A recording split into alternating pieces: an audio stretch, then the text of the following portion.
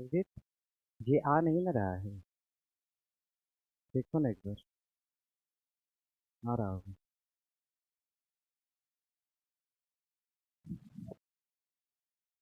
यहाँ रखा है तो इतने पे तो आना चाहिए कम से कम। ये यहाँ रखा है। नहीं, रहने दीजिए। अरे मोबाइल है गिर जाएगा। अब घसकाइए मत इधर उधर, रहने दीजिए, नहीं आ रहा।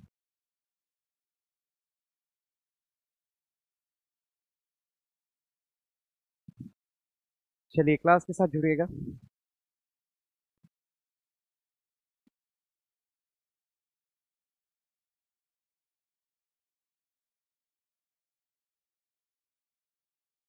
टेस्ट दे के आ गए सर। अच्छा टेस्ट, हाँ टेस्ट तो हुआ था।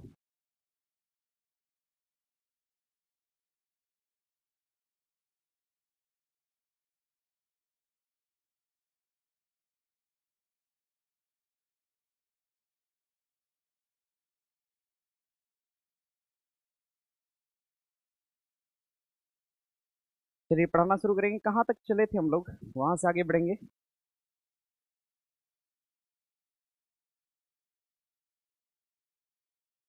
सर इसके बाद टेस्ट का होगा क्या, ये सब मुझे नहीं पता। फिलहाल तो हम ही पढ़ाएंगे अभी करंट अफेयर। सर आज नहीं, ऐसा कुछ नहीं है आज। ठीक है, पूरा मूड मेरा।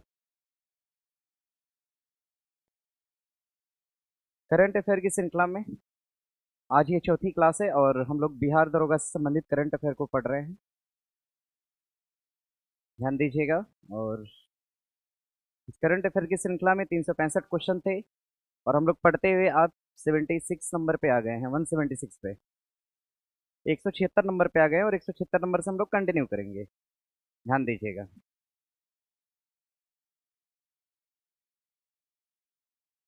चलिए क्लास के साथ जुड़े रहिएगा और वीडियो को अपने दोस्तों में शेयर कर दीजिए जो इसके लिए जरूरतमंद हो।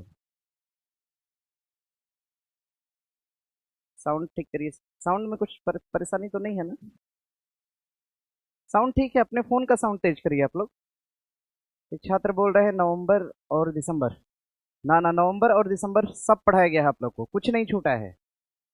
समझ रहे हैं ना? होमवर्क सीरीज बैच में जो करंट अफेयर मैंने पढ़ाया था 31 दिसंबर तक का पूरा डेटा मैंने पढ़ाया है।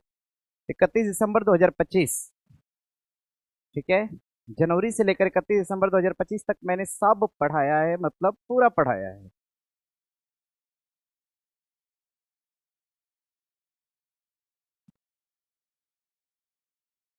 चलिए पढ़ना शुरू किया जाए।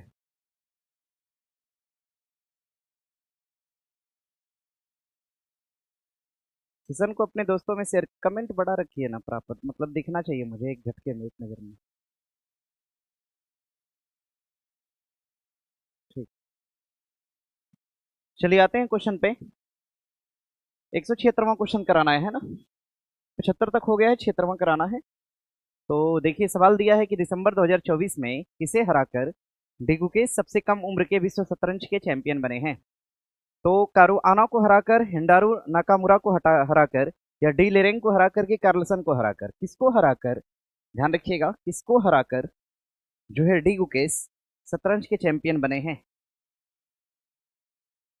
पहला सवाल शतरंज चैंपियन से है। ध्यान दीजिएगा। सबसे पहला जो सवाल है ये शतरंज के चैंपियन से है। याद रखिएगा। जरा इसका जवाब करिए। जवाब करना थोड़ा सा मुश्किल है, इसमें एक नाम डी रिलेंग का दिया है और डी लिरेन का दिया है और दूसरा नाम दिया है कार्लसन का। दिसंबर 2024 की बात हो रही है। ध्यान दीजिएगा, पीछे की बात हो रही है, पीछे 6 महीना अगर यहाँ से आगे आएंगे तो उत्तर बदल जाएगा। अब जरा जवाब करिए। कुछ लोग सी बता रहे हैं, किसी का जवाब डी भी आ सकता है क्या आप लोगों में? कुछ लोग डी लिरेंग बता रहे हैं। चलिए ठीक है, अब जरा ध्यान दीजिएगा। देखिए है क्या समझिएगा। देखिए है क्या, जरा ध्यान दीजिएगा। इसमें अगर हम बात करेंगे डी गुकेश की, डी गुकेश की अगर हम बात करते हैं, डी गुकेश की अगर हम बात करेंगे, डी गुकेश ने हराया। डी गुकेश ने क्या किया? हराया। अगर हराने संबंधी बात करेंगे, दिसंबर के महीने में हराया, सन 2024 में। 24 के डेटा के हिसाब से पूछेगा तो उत्तर क्या हो जाएगा आपका? डी लिरेंग हो जाएगा। यानी अगर हम ध्यान दें तो हमारे प्रश्न का जो सही जवाब है वो क्या हो जाएगा? डी हो जाएगा। याद रखिएगा। कमेंट लगा दीजिए ना, काहे हटाते हैं? कमेंट लगाइए। और यूट्यूब से लगाइए, वहां से ठीक दिखता है। डी गुकेश ने हराया दिसंबर 2024 में डी लिरेंग को। नेक्स्ट अगर हम बात करते हैं कि डी गुकेश ने हराया, कब हराया, तो जुलाई में हराया। डी गुकेश ने जुलाई में हरा दिया। जुलाई में कब? सन 2025 में। जुलाई सन 2025 में किसको हराया? तो कार्लसन को हराया। कार्लसन को हराया। कार्लसन को हराया। अभी बात ध्यान रखिएगा, देखिए क्वेश्चन एग्जाम में है, ये क्वेश्चन एग्जाम में पूछा है और ये भी पूछा है, दोनों मतलब पूछ रखा है। और दोनों का अगर आप देखते हैं तो अलग अलग उत्तर समझ में आता है। ये दोनों क्वेश्चन एग्जाम में आपके पूछे गए हैं, दोनों सवाल, दोनों प्रश्न आपके एग्जाम में पूछे गए हैं। केवल कमेंट ऐसा करिए कि दिखे, बस खाली कमेंट दिखे।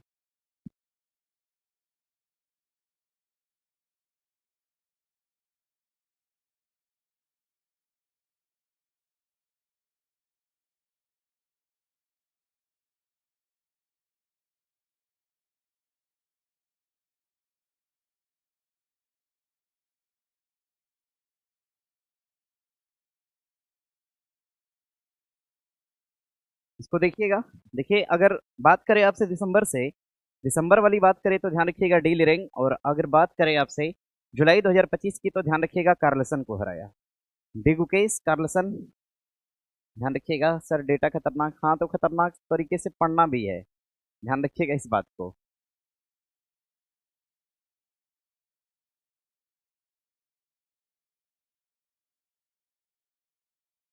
चलिए इसको बना लीजिएगा, क्लास को कंटिन्यू करते हैं मतलब तेजी के साथ। देख लीजिए उत्तर इसके हिसाब से, दिसंबर के हिसाब से तो हो जाएगा डी लिरेंग, और अगर जुलाई के अनुसार पूछेगा तो उत्तर हो जाएगा आपका मैगलस कार्लसन।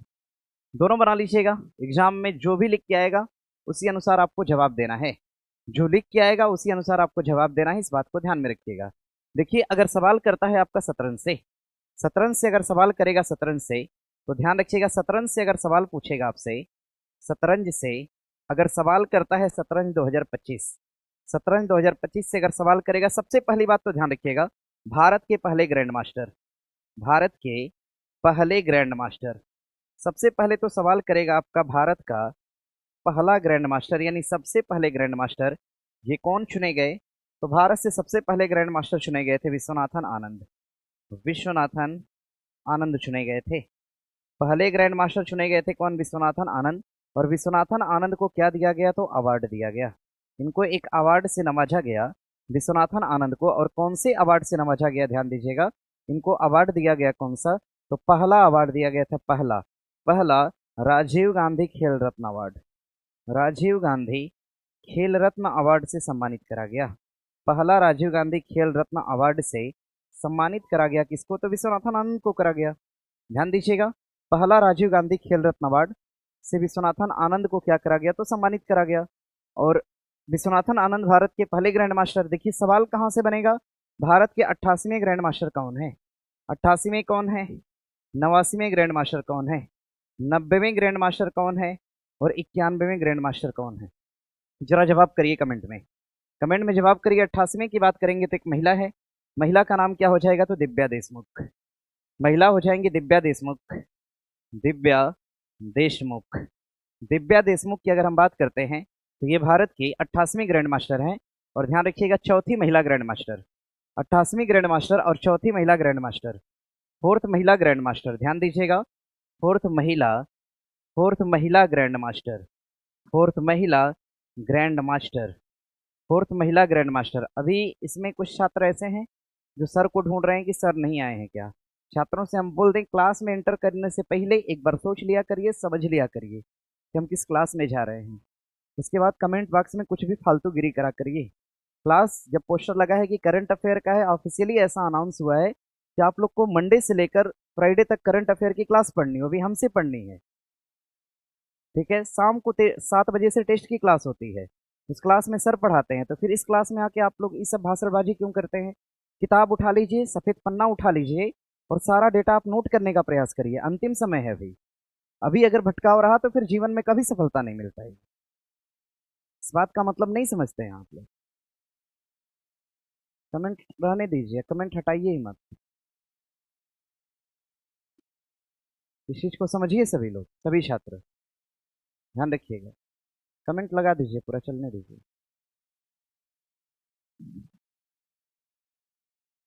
लास्ट टाइम है। देखिए कितना समझाते समझाते आप लोग को सारी चीज़ें, मतलब किस क्लास में आप जा रहे हैं वो आपको पता होना चाहिए, किस टीचर से हमें क्या पढ़ना है ये पता होना चाहिए। सारी चीज़ें जानकारी लेने के बाद आप क्लास में आएंगे तो आप पढ़ने में सहज महसूस करेंगे और हम आपको पढ़ाने में सहज महसूस करेंगे। समझ रहे हैं ना? फिलहाल बना लीजिएगा इस बात को। चलिए शतरंज की बात करेंगे 88वीं। अभी जवाब तो दे नहीं रहे हैं आप लोग, है ना? जवाब तो मैंने पूछा, जरा बताइए कि 88वें कौन से, 89वें कौन से, 90वें कौन से, 91वें कौन से? अगर पता होता सीधे जवाब करना शुरू कर दीजिए। कल तो क्या बतियाना, अब यूट्यूब है तो इसका मतलब थोड़ी है कि सब इधर उधर की बातें करेंगे आप लोग।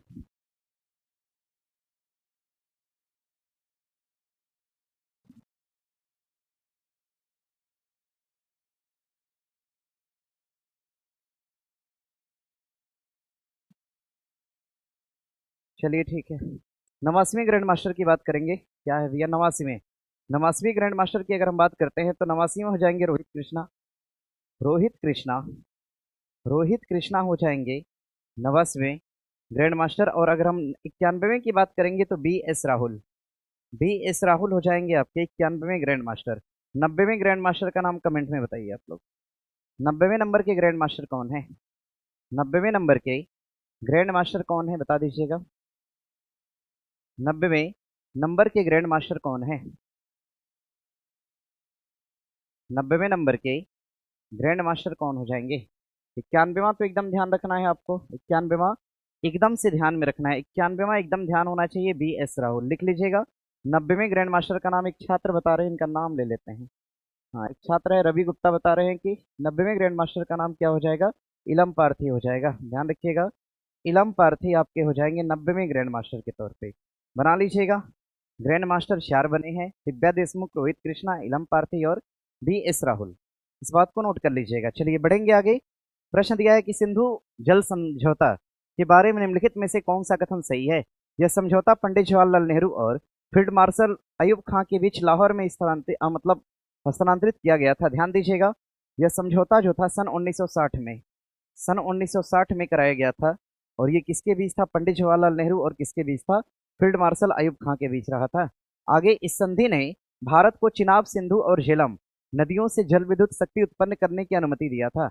और ध्यान रखिएगा, संधि ने भारत को चिनाब, झेलम, सिंधु, झेलम और चिनाब, भैया ध्यान रखिएगा, इस संधि के तहत कहा गया कि जो सिंधु, झेलम और चिनाब है, सिंधु, झेलम और चिनाब, सिंधु, झेलम और चिनाब, सिंधु, झेलम, झेलम और चिनाब, सिंधु, झेलम और चिनाब, भारत को कहा गया कि आप इन नदियों पे छोटे डैम बना लीजिए और इनसे आप क्या करिए? विद्युत का उत्पादन करिए, बिजली उत्पादन के लिए इनको रखा गया। और इसमें स्थायी सिंधु आयोग की अगर बात करेंगे, इसमें भारत और पाकिस्तान के एक एक आयुक्त होंगे, ऐसा कहा गया था। तो बात सभी अपने आप में लगभग क्या हो जाएगा? तो ठीक हो जाएगा, उत्तर क्या हो जाएगा? उपयुक्त सभी हो जाएगा। चलिए अब जरा सा ध्यान दीजिएगा। अगर हम सिंधु समझौते पर अगर बात करेंगे, सिंधु समझौते पर अगर हम बात करेंगे, सिंधु समझौते पर, सिंधु समझौता जो है, सिंधु समझौता, सिंधु समझौता, सिंधु समझौता पर अगर हम बात करते हैं, सिंधु समझौता सन 1960।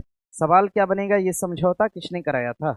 ये समझौता कराया था, ये समझौता कराया था कौन? तो वर्ल्ड बैंक ने कराया था। यह समझौता कराने वाला कौन हो जाएगा? World bank. विश्व बैंक ने इस समझौते को कराया था, इस बात को ध्यान दीजिएगा। यह समझौता किसने कराया था? वर्ल्ड बैंक ने कराया था, सिंधु जल समझौता।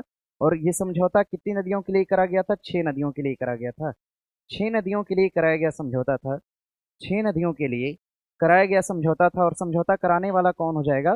तो वर्ल्ड बैंक हो जाएगा। इन वर्ल्ड बैंक वाले समझौते में इसमें कहा गया कि सिंधु, फिर कहा गया झेलम, फिर कहा गया चिनाब, चिनाब, फिर कहा गया रावी, रावी, और किसकी बात की गई? व्यास। और किसकी बात करी गई थी? सतलज। इन 6 नदियों पर यह समझौता कराया गया था, ध्यान दीजिएगा। और ये भारत और पाकिस्तान के बीच समझौता हुआ। और इस समझौते को क्या कर दिया गया? फिलहाल तो रद्द कर दिया गया। इस समझौते को भारत सरकार ने क्या कर दिया? रद्द कर दिया। रद्द करने से ध्यान रखिएगा, एक तो रतले परियोजना, एक तो रतले परियोजना, परियोजना, एक तो रतले परियोजना और दूसरा एक परियोजना है जिसका नाम है किशन गंगा, किशन गंगा परियोजना। एक रतले परियोजना और दूसरा किशन गंगा परियोजना, ये दोनों परियोजनाएं क्या हुई हैं? तो प्रभावित हुई हैं। ये दोनों परियोजना क्या हुई है? प्रभावित हुई है। इस समझौते के रद्द होने से 2 परियोजनाओं पर प्रभाव पड़ा है। एक तो हो जाएगा किशन गंगा और दूसरा हो जाएगा रतले। ध्यान दीजिएगा, हाँ, समझौते को भारत सरकार ने क्या कर दिया है, रद्द कर दिया है। हाँ, पहलगांव हमले के कारण, कारण क्या रहा था, पहलगांव हमला, कारण रहा था पहलगांव हमला। फिर रद्द करने के पीछे का अगर रीजन पूछेगा, कारण क्या रहा था, रद्द करने के पीछे का कारण पूछेगा, पहलगांव हमला, पहलगांव हमला रहा था। रद्द करने के पीछे का कारण था पहलगांव हमला। पहलगांव हमले पर भी हम डिस्कस करेंगे, ध्यान दीजिएगा।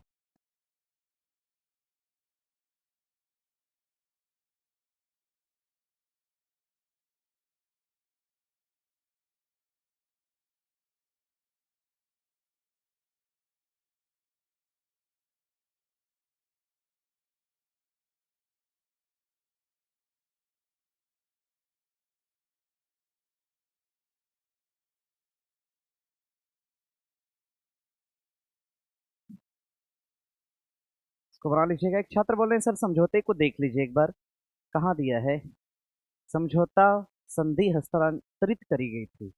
ओ अच्छा, सम स्थान के बाद, स्थान तो लाहौर नहीं कराची होना चाहिए, स्थान लाहौर नहीं कराची होना चाहिए। उत्तर क्या लग गया, उपरोक्त सभी लग गया है। ओहो, इस पर जरा ध्यान दीजिएगा, तो प्रश्न के उत्तर पे जरा ध्यान दीजिएगा। समझौता कहाँ पे कराया गया था, कराची के अंदर कराया गया था। और इसमें बाकी ठीक है, उत्तर बना लीजिएगा 2 और 3। अब ज्यादा, अब इस पर डिस्कशन मत करवाइए मुझसे, इसको फिलहाल बना लीजिएगा। जरूरी करंट की बात ये है। और देखिए यहाँ से एक सवाल करेगा आपसे पहलगांव, पहलगांव से एक सवाल करेगा पहलगांव। अगर हम पहलगांव की बात करते हैं, पहलगांव, पहलगांव की बात करेंगे, पहलगांव ये जम्मू कश्मीर के अंतर्गत आता है। पहलगांव, पहलगांव के अगर हमले के संबंध में बात करेंगे, पहलगांव हमला, पहलगांव हमला के संबंध में अगर बात करते हैं, पहलगांव हमला, पहलगांव हमला कब हुआ था, 22 तारीख को हुआ था, 22 अप्रैल। पहलगांव हमला 22 अप्रैल सन 2025 को, पहलगांव हमला 22 अप्रैल सन 2025, 22 अप्रैल सन 2025, 22 अप्रैल सन 2025 पहलगांव हमला। और ये कहाँ पड़ता है, जम्मू कश्मीर के अंदर। 22 अप्रैल 2025 को हमला हुआ। और इस हमले में ध्यान रखिएगा, इस हमले में कुछ पर्यटक थे, कुछ पर्यटक थे, कुछ स्थानीय लोग थे, स्थानीय लोग थे, और कुछ इसमें क्या रहे थे, विदेशी रहे थे। इनको क्या करा गया, धर्म के आधार पर इनकी हत्या कर दी गई। धर्म के आधार पर, धर्म के आधार पर, धर्म के आधार पर, धर्म पूछकर इनकी क्या कर दी गई, हत्या कर दी गई। इस बात को ध्यान दीजिएगा। जब ये हमला हुआ तो भारत अतिथि के तौर पे आए थे, जब ये हमला हुआ तो भारत आए, भारत आए थे, जब ये हमला हुआ तो भारत आए थे। भारत में कौन आए थे, ध्यान रखिएगा, तो भारत में आए थे, नाम था उनका JD Vance. JD Vance Bharat आए थे जब ये हमला हुआ था, तो जेडी वेंस भारत आए। और ध्यान रखिएगा, भारत आए थे और सपरिवार भारत आए थे, अपने परिवार के साथ भारत यात्रा पर आए थे जेडी वेंस, सपरिवार भारत आए थे जेडी वेंस। और मोदी जी कहाँ थे, प्रधानमंत्री कहाँ की यात्रा पे थे, तो प्रधानमंत्री इस हमले के समय, प्रधानमंत्री सऊदी अरब यात्रा पर थे, सऊदी अरब यात्रा पर थे प्रधानमंत्री, सऊदी अरब यात्रा पर। कौन थे, तो प्रधानमंत्री रहे थे। प्रधानमंत्री इस हमले में सऊदी अरब की यात्रा पे रहे थे, इस बात को ध्यान दीजिएगा। पहलगांव हमले के समय मोदी जी कहाँ पे थे, सऊदी, सऊदी अरब की यात्रा पे थे। और जेडी वेंस परिवार भारत के अंदर आए थे। ध्यान रखिएगा, अगर हम पहलगांव हमले से और कड़ी जोड़ेंगे, तो पहलगांव हमला हुआ और ये हमले की जिम्मेदारी, इस हमले की जिम्मेदारी किसके द्वारा ली गई, इस हमले की जिम्मेदारी को लिया कौन, तो टीआरएफ ने लिया। टीआरएफ द्वारा ये हमला कराया गया, ऐसी जिम्मेदारी ली गई। और टीआरएफ को आतंकी घोषित करने वाला कौन हो जाएगा, तो अमेरिका हो जाएगा। ठीक है, जरा ध्यान दीजिएगा। अब जरा इसमें याद रखिएगा, इसमें याद रखिएगा और बातों को। टीआरएफ की बात करेंगे, the resident front, the resident front, the resident, the resident front, the resident front, जिसका नाम है टीआरएफ, इसको घोषित कौन किया, इसको आतंकी घोषित करने वाला देश कौन सा हो जाएगा, तो अमेरिका होगा। अमेरिका ने कहा कि वाकई भैया टीआरएफ दोषी है, और इसने ही क्या कराया है, हमला कराया है। अब भारत सरकार ने इस हमले पर एक समिति का गठन किया, इस हमले पर एक समिति बनाई गई, समिति, इस हमले पर एक समिति का गठन किया, कब किया, तो 28 अप्रैल को किया। 28 अप्रैल को एक समिति का गठन किया गया, कब, सन 2025 में। पहलगांव हमले पर एक समिति बनी, पहलगांव हमले पर जो समिति बनी थी 28 अप्रैल को, एक समिति बनाई गई थी पहलगांव हमले के लिए, एक समिति बनी थी 28 अप्रैल को। और इस हमले के बाद ध्यान रखिएगा, भारत सरकार ने एक ऑपरेशन चलाया, भारत सरकार ने एक ऑपरेशन चलाया, ऑपरेशन का नाम क्या हो जाएगा? सिंदूर। ऑपरेशन सिंदूर को चलाया भारत सरकार ने। ऑपरेशन सिंदूर चलाया भारत सरकार ने। ऑपरेशन सिंदूर किसके ऊपर चलाया गया था? तो पाकिस्तान के ऊपर चलाया था। किसने चलाया था? तो भारत ने चलाया था। और ये एक प्रकार का सफल ऑपरेशन रहा था। ऑपरेशन सिंदूर कैसा ऑपरेशन रहा था? तो सफल ऑपरेशन रहा था। और इसकी सफलता पे ध्यान रखिएगा, ऑपरेशन सिंदूर की सफलता पर तिरंगा यात्रा चलाया गया वहां के स्थानीय लोगों द्वारा। तिरंगा यात्रा चलाई गई, तिरंगा यात्रा। और तिरंगा यात्रा कहाँ चलाई गई थी? जम्मू के अंदर चलाई गई थी, जम्मू में। तिरंगा यात्रा चलाई गई थी कहाँ पर? जम्मू के स्थानीय लोगों ने तिरंगा यात्रा चलाया, क्योंकि ऑपरेशन क्या हो गया था? सफल। बदला यहीं तक पूरा नहीं हुआ। गृह मंत्रालय ने घोषणा किया कि हमने एक ऑपरेशन चलाया है, हमने भी एक ऑपरेशन चलाया है। इस ऑपरेशन का नाम क्या रहा? तो महादेव। हमने भी एक ऑपरेशन चलाया, ऑपरेशन का नाम रहा महादेव। ऑपरेशन महादेव किसके ऊपर चलाया गया था? ध्यान दीजिएगा, ऑपरेशन महादेव किसके ऊपर चलाया गया? तो टीआरएफ पर चलाया गया। और टीआरएफ के कितने आतंकियों को मारा गया था? 3 आतंकी को इसमें मारा गया। टीआरएफ के 3 आतंकियों को इस हमले में मारा गया था। ध्यान रखिएगा, सारी बातें नोट कर लीजिएगा।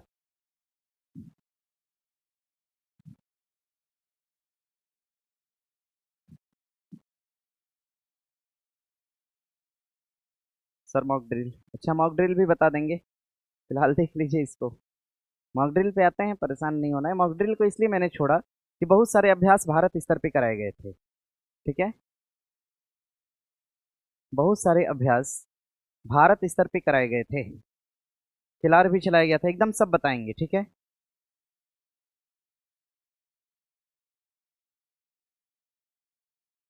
इसको नोट कर लीजिएगा। अभी इसकी जानकारी अभी दे रहे हैं, अभी बहुत सारी बातें हैं। सिटी मॉक ड्रिल, हाँ सब बताएंगे। चलिए बना लीजिएगा। देखिए सवाल और क्या बनेगा यहाँ से? सवाल और यहाँ से बन सकता है, क्वेश्चन बनेगा इस हमले में। ध्यान रखिएगा, जो ऑपरेशन सिंदूर रहा था, जो ऑपरेशन सिंदूर था, ऑपरेशन सिंदूर की बात करेंगे। ऑपरेशन सिंदूर, ऑपरेशन सिंदूर से पहले ध्यान रखिएगा, ऑपरेशन सिंदूर को चलाने से पूर्व की घटना है। इसके पूर्व में भारतीय सेना ने कुछ मॉक ड्रिल किया था। तो ध्यान रखिएगा, भारत में मॉक ड्रिल का आयोजन करा गया। भारत में मॉक ड्रिल का आयोजन करा गया था, भारतीय सेना द्वारा मॉक ड्रिल का आयोजन करा गया था 6-7 मई को। 6-7 मई को मॉक ड्रिल का आयोजन करा गया। कब? सन 2025 में। सन 2025 में मॉक ड्रिल चलाया गया था। और भारत के कुल कितने शहर में चलाया गया था? तो 244 शहरों में। भारत के कुल 244 शहरों में मॉक ड्रिल का आयोजन किया गया। मॉक ड्रिल का आयोजन भारत के कुल 244 शहरों में करा गया भारतीय सेना द्वारा। और एक तरह से ध्यान दीजिएगा, यह आयोजन जो था, आयोजन ये किसकी देख रेख में करा गया था? गृह मंत्रालय। गृह मंत्रालय की देख में इस तरह के आयोजन को करा गया था। गृह मंत्रालय द्वारा मॉक ड्रिल का आयोजन करा गया था 144 शहरों में 6 से 7 मई को। अब देखिए यहाँ से एक बात और पूछेगा, एक बात और पूछेगा। हाँ, बिहार में भी कराया गया था, ध्यान दीजिएगा। बिहार में भी मॉक ड्रिल का प्रभाव रहा था। अगर हम बात करते हैं कि सेना ने पूर्वी छोर पर, भारत में सेना ने पूर्वी छोर पर एक अभ्यास किया था, जिसको हम बोलते हैं ऑपरेशन अभ्यास। एक ऑपरेशन चलाया था पूर्वी छोर पर, जिसका नाम हो जाएगा ऑपरेशन अभ्यास। ऑपरेशन अभ्यास। और ध्यान रखिएगा, पश्चिमी छोर पर भी सेना ने ऑपरेशन चलाया था। भारत के पश्चिमी छोर पर सेना ने एक मॉक ऑपरेशन चलाया था पश्चिमी छोर पर, जिसका नाम हो जाएगा ऑपरेशन ऑपरेशन शील्ड। जिसका नाम क्या होगा? तो ऑपरेशन शील्ड होगा। ऑपरेशन शील्ड हो जाएगा, जिसका नाम पश्चिमी छोर पर चलाया गया ऑपरेशन होगा सेना का, जिसका नाम हो जाएगा ऑपरेशन शील्ड। और पूर्वी छोर पर जो ऑपरेशन चला था, इस ऑपरेशन का नाम हो जाएगा, ध्यान रखिएगा, ऑपरेशन अभ्यास। अगर हम ऑपरेशन सिंदूर के संबंध में आगे बात करेंगे तो भैया ध्यान दीजिएगा, ऑपरेशन सिंदूर चलाया गया और सफलतापूर्वक इसको क्या करा गया? तो समाप्त करा गया। ध्यान दीजिए, इसमें इसमें वायुसेना से भाग लेने वाली महिला का नाम, वायुसेना से भाग लेने वाली जो महिला है, अब देखिए यहाँ से वायुसेना का और यहाँ से थल सेना का। वायुसेना से भाग लेने वाली महिला और थल सेना से भाग लेने वाली महिला, जो महिला थल सेना का नेतृत्व कर रही थी, उनका नाम था सोफिया कुरैशी। सोफिया कुरैशी के नेतृत्व में, सोफिया कुरैशी के नेतृत्व में, ध्यान रखिएगा, सोफिया कुरैशी के नेतृत्व में थल सेना का ऑपरेशन चलाया गया था। और व्योमिका सिंह के नेतृत्व में, व्योमिका सिंह व्योमिका सिंह के नेतृत्व में ऑपरेशन चलाया गया था। कौन सा? तो वायुसेना का। इसको भी नोट कर लीजिएगा। देखिए ये सब इसी का हिस्सा है, जरा ध्यान दीजिएगा।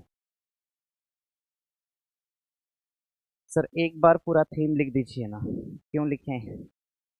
मेरा मन थीम अपने से पढ़िए आप लोग। कुछ चीज़ें ऐसी होती हैं जो खुद से करना होता है, ठीक है। अब सारी चीज़ें हम ही करें, सब हम ही करें, तो ऐसा नहीं ना पॉसिबल है। सब हम थीम पढ़ाएंगे तो 2-3 घंटे तो थीम ही पढ़ाएंगे, तो क्या थीम से सवाल इनकेस अगर नहीं पूछा तो आप लोग भी बोलेंगे 3 घंटे का टाइम काट दिया थीम पढ़ा के। सब सोचना होता है, हर हिस्से के बारे में सोचना होता है ना भाई। आप लोग की उम्मीदों पे खरे उतरने का प्रयास कर सकते हैं, उतरेंगे या नहीं अब ये हर छात्र अपने अपने अनुसार डिसाइड करता है ना, ठीक है। ऐसा थोड़ी कि सबका कहा हुआ हो ही जाता है यहाँ पे। अरे कुछ का होता है, कुछ का नहीं हो पाता है। चलिए इसको बना लीजिएगा, बढ़ेंगे आगे। आगे बढ़ेंगे, देखिए मैंने यहाँ से कुछ डेटा दिया है। पहले तो ये कुछ डेटा यहाँ से है, दूसरा डेटा यहाँ पे मैंने दिया है, तीसरा डेटा मैंने यहाँ पे दिया है, ठीक है। सारे डेटा को देख लीजिएगा। अब बढ़ेंगे यहाँ से आगे। आगे देखिए दिया है कि भारत के शुभांशु शुक्ला के साथ किन अन्य देशों के अंतरिक्ष यात्री 2025 में अंतरिक्ष स्टेशन जाने वाले एक्जियोम 4 का हिस्सा बने थे। एक्जियोम 4 पहले मिशन की बात करेंगे। एक्जियोम 4 की अगर हम बात करते हैं तो भैया ध्यान रखिएगा, एक्जियोम 4 जो है, एक्जियोम 4 जो मिशन है, एक्जियोम 4 ये किसके द्वारा चलाया गया? तो नासा द्वारा संचालित मिशन है। नासा द्वारा संचालित मिशन हो जाएगा। नासा द्वारा संचालित मिशन है एक्जियोम 4। नासा द्वारा संचालित मिशन हो जाएगा एक्जियोम 4। अगर एक्जियोम 4 मिशन की बात करते हैं तो इसमें किस रॉकेट के थ्रू इस मिशन को संचालित किया गया था? तो रॉकेट का नाम हो जाएगा फाल्कन 9। रॉकेट का नाम हो जाएगा फाल्कन 9। फाल्कन 9 नामक रॉकेट से इस मिशन का संचालन करा गया था और इसमें संचालनकर्ता का नाम हो जाएगा नासा। नासा का मिशन हो जाएगा एक्जियोम 4। रॉकेट का नाम हो जाएगा फाल्कन 9। भारत की तरफ से कौन गए थे? शुभांशु शुक्ला। भारत की तरफ से शुभांशु शुक्ला को इसमें भेजा गया था। शुभांशु शुक्ला, शुभांशु शुक्ला भारत की तरफ से गए थे। और जरा ध्यान दीजिएगा, शुभांशु शुक्ला के संबंध में एक सवाल पूछा था, ये कहाँ के निवासी हैं? निवासी पूछेगा कहाँ के हैं तो लखनऊ के। शुभांशु शुक्ला कहाँ के निवासी हैं? तो लखनऊ के निवासी हैं। और शुभांशु शुक्ला गए थे एक्जियोम 4 मिशन के तहत, भारत की तरफ से गए थे। और इसमें कौन कौन गया था? तो भैया ध्यान दीजिएगा, इसमें एक वैज्ञानिक गए थे पोलैंड से। कहाँ से गए थे? पोलैंड से गए थे। और एक वैज्ञानिक गए थे कहाँ से? हंगरी से। और एक कहाँ से गए थे? तो अमेरिका से। कुल 4 लोगों का दल इसमें शामिल था। तो पोलैंड, हंगरी और अमेरिका। क्या क्या दे रखा है? शुभांशु शुक्ला के साथ कौन गया था? तो अमेरिका के वैज्ञानिक थे, हंगरी के वैज्ञानिक थे और कहाँ के थे? पोलैंड।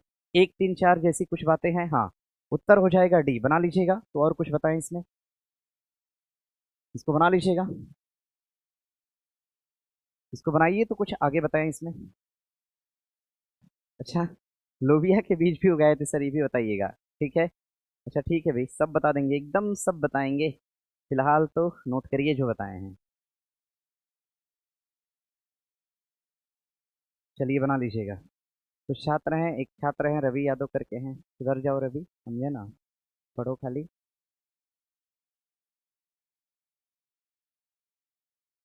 इसको बना लीजिएगा।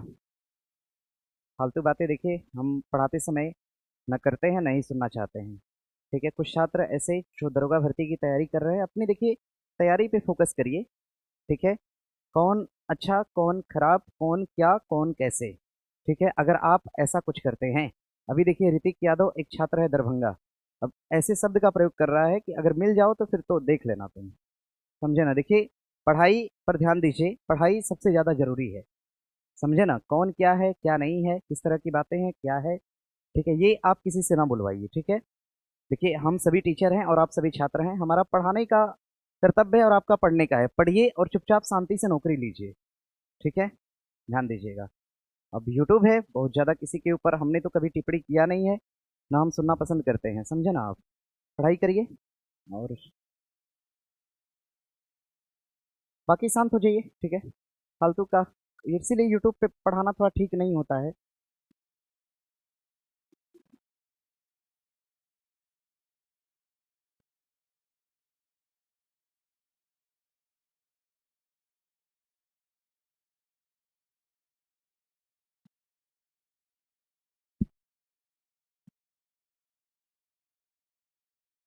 यार क्या है आप लोग बताइए,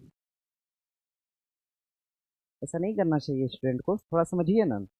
अब हम लोग भी जैसे बाहर से आके आपकी अर्थव्यवस्था में सहयोग कर रहे हैं, बिहार की इकोनॉमी में बाहर से आके हम लोग, मतलब हम उत्तर प्रदेश के निवासी हैं और आपकी बिहार की शिक्षा में आके हम सहयोग दे रहे हैं।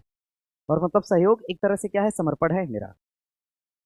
रात हो चाहे दिन हो चाहे जब भी हो, संस्थान के लिए इवन आप लोग के लिए इंसान ने खड़े होकर पढ़ाया हुआ है। ठीक है, आप सभी छात्र राजनीति के बजाय पढ़ाई पे विशेष ध्यान दीजिए। चलिए पढ़ना शुरू करते हैं और बढ़ेंगे आगे। इसको बना लीजिएगा। देखिए अब हम क्या पढ़ा रहे थे, मेरे ध्यान से हट गया भैया। हम बदलते हैं, आप लोग देख लीजिएगा इसको। नीली अर्थव्यवस्था, ब्लू इकोनॉमी का अर्थ क्या है? हाइड्रोजन चलित वाहनों के उत्पादन से जुड़ी आर्थिक गतिविधियां, या फिर महासागर, समुद्र और तटों से जुड़ी कुछ आर्थिक गतिविधियां। बना लीजिएगा, उत्तर हो जाएगा बी। उत्तर हो जाएगा बी। और आगे अगर हम बात करेंगे, ध्यान दीजिएगा, नीली अर्थव्यवस्था, नीली अर्थव्यवस्था, नीली अर्थव्यवस्था के संबंध में अगर देखा जाए, नीली अर्थव्यवस्था के संबंध में देखा जाए, नीली अर्थव्यवस्था के संबंध में अगर देखा जाए, इसका संबंध सीधा किससे हो जाएगा? तो समुद्र से हो जाएगा, समुद्र से होगा। नीली अर्थव्यवस्था का संबंध किससे हो जाएगा? तो समुद्र से होगा। और अगर हम बात करते हैं रचनात्मक अर्थव्यवस्था, ऑरेंज इकोनॉमी, प्रधानमंत्री ने भी हाल ही में कहा कि ऑरेंज इकोनॉमी, ऑरेंज इकोनॉमी की बात करी। अभी हाल ही में प्रधानमंत्री ने ऑरेंज इकोनॉमी की बात करी। ऑरेंज इकोनॉमी का सीधा मतलब हो जाएगा रचनात्मक अर्थव्यवस्था। इन्होंने कहा कि जो रचनात्मक अर्थव्यवस्था है, रचनात्मक अर्थव्यवस्था, रचनात्मक अर्थव्यवस्था, ये अपने आप में क्या है? तो ऑरेंज इकोनॉमी है। ऑरेंज इकोनॉमी को इन्होंने रचनात्मक अर्थव्यवस्था का नाम दिया। ऑरेंज इकोनॉमी को इन्होंने रचनात्मक अर्थव्यवस्था का नाम दिया। और जरा ध्यान रखिएगा, अगर हम बात करेंगे अर्थव्यवस्था से, तो याद रखिएगा भारत की अर्थव्यवस्था क्या है? तो मिश्रित समाजवादी, मिश्रित समाजवादी अर्थव्यवस्था के रूप में, मिश्रित समाजवादी अर्थव्यवस्था, मिश्रित समाजवादी अर्थव्यवस्था, ये अर्थव्यवस्था कहाँ की है? तो भारत की अर्थव्यवस्था है। भारत की अर्थव्यवस्था ये मिश्रित समाजवादी अर्थव्यवस्था है। बाकी उत्तर बना लीजिएगा, उत्तर हो जाएगा आपका बी। अब बढ़ेंगे यहाँ से आगे, उत्तर बना लीजिएगा बी। बढ़ेंगे यहाँ से आगे। आगे देखिए प्रश्न दिया है,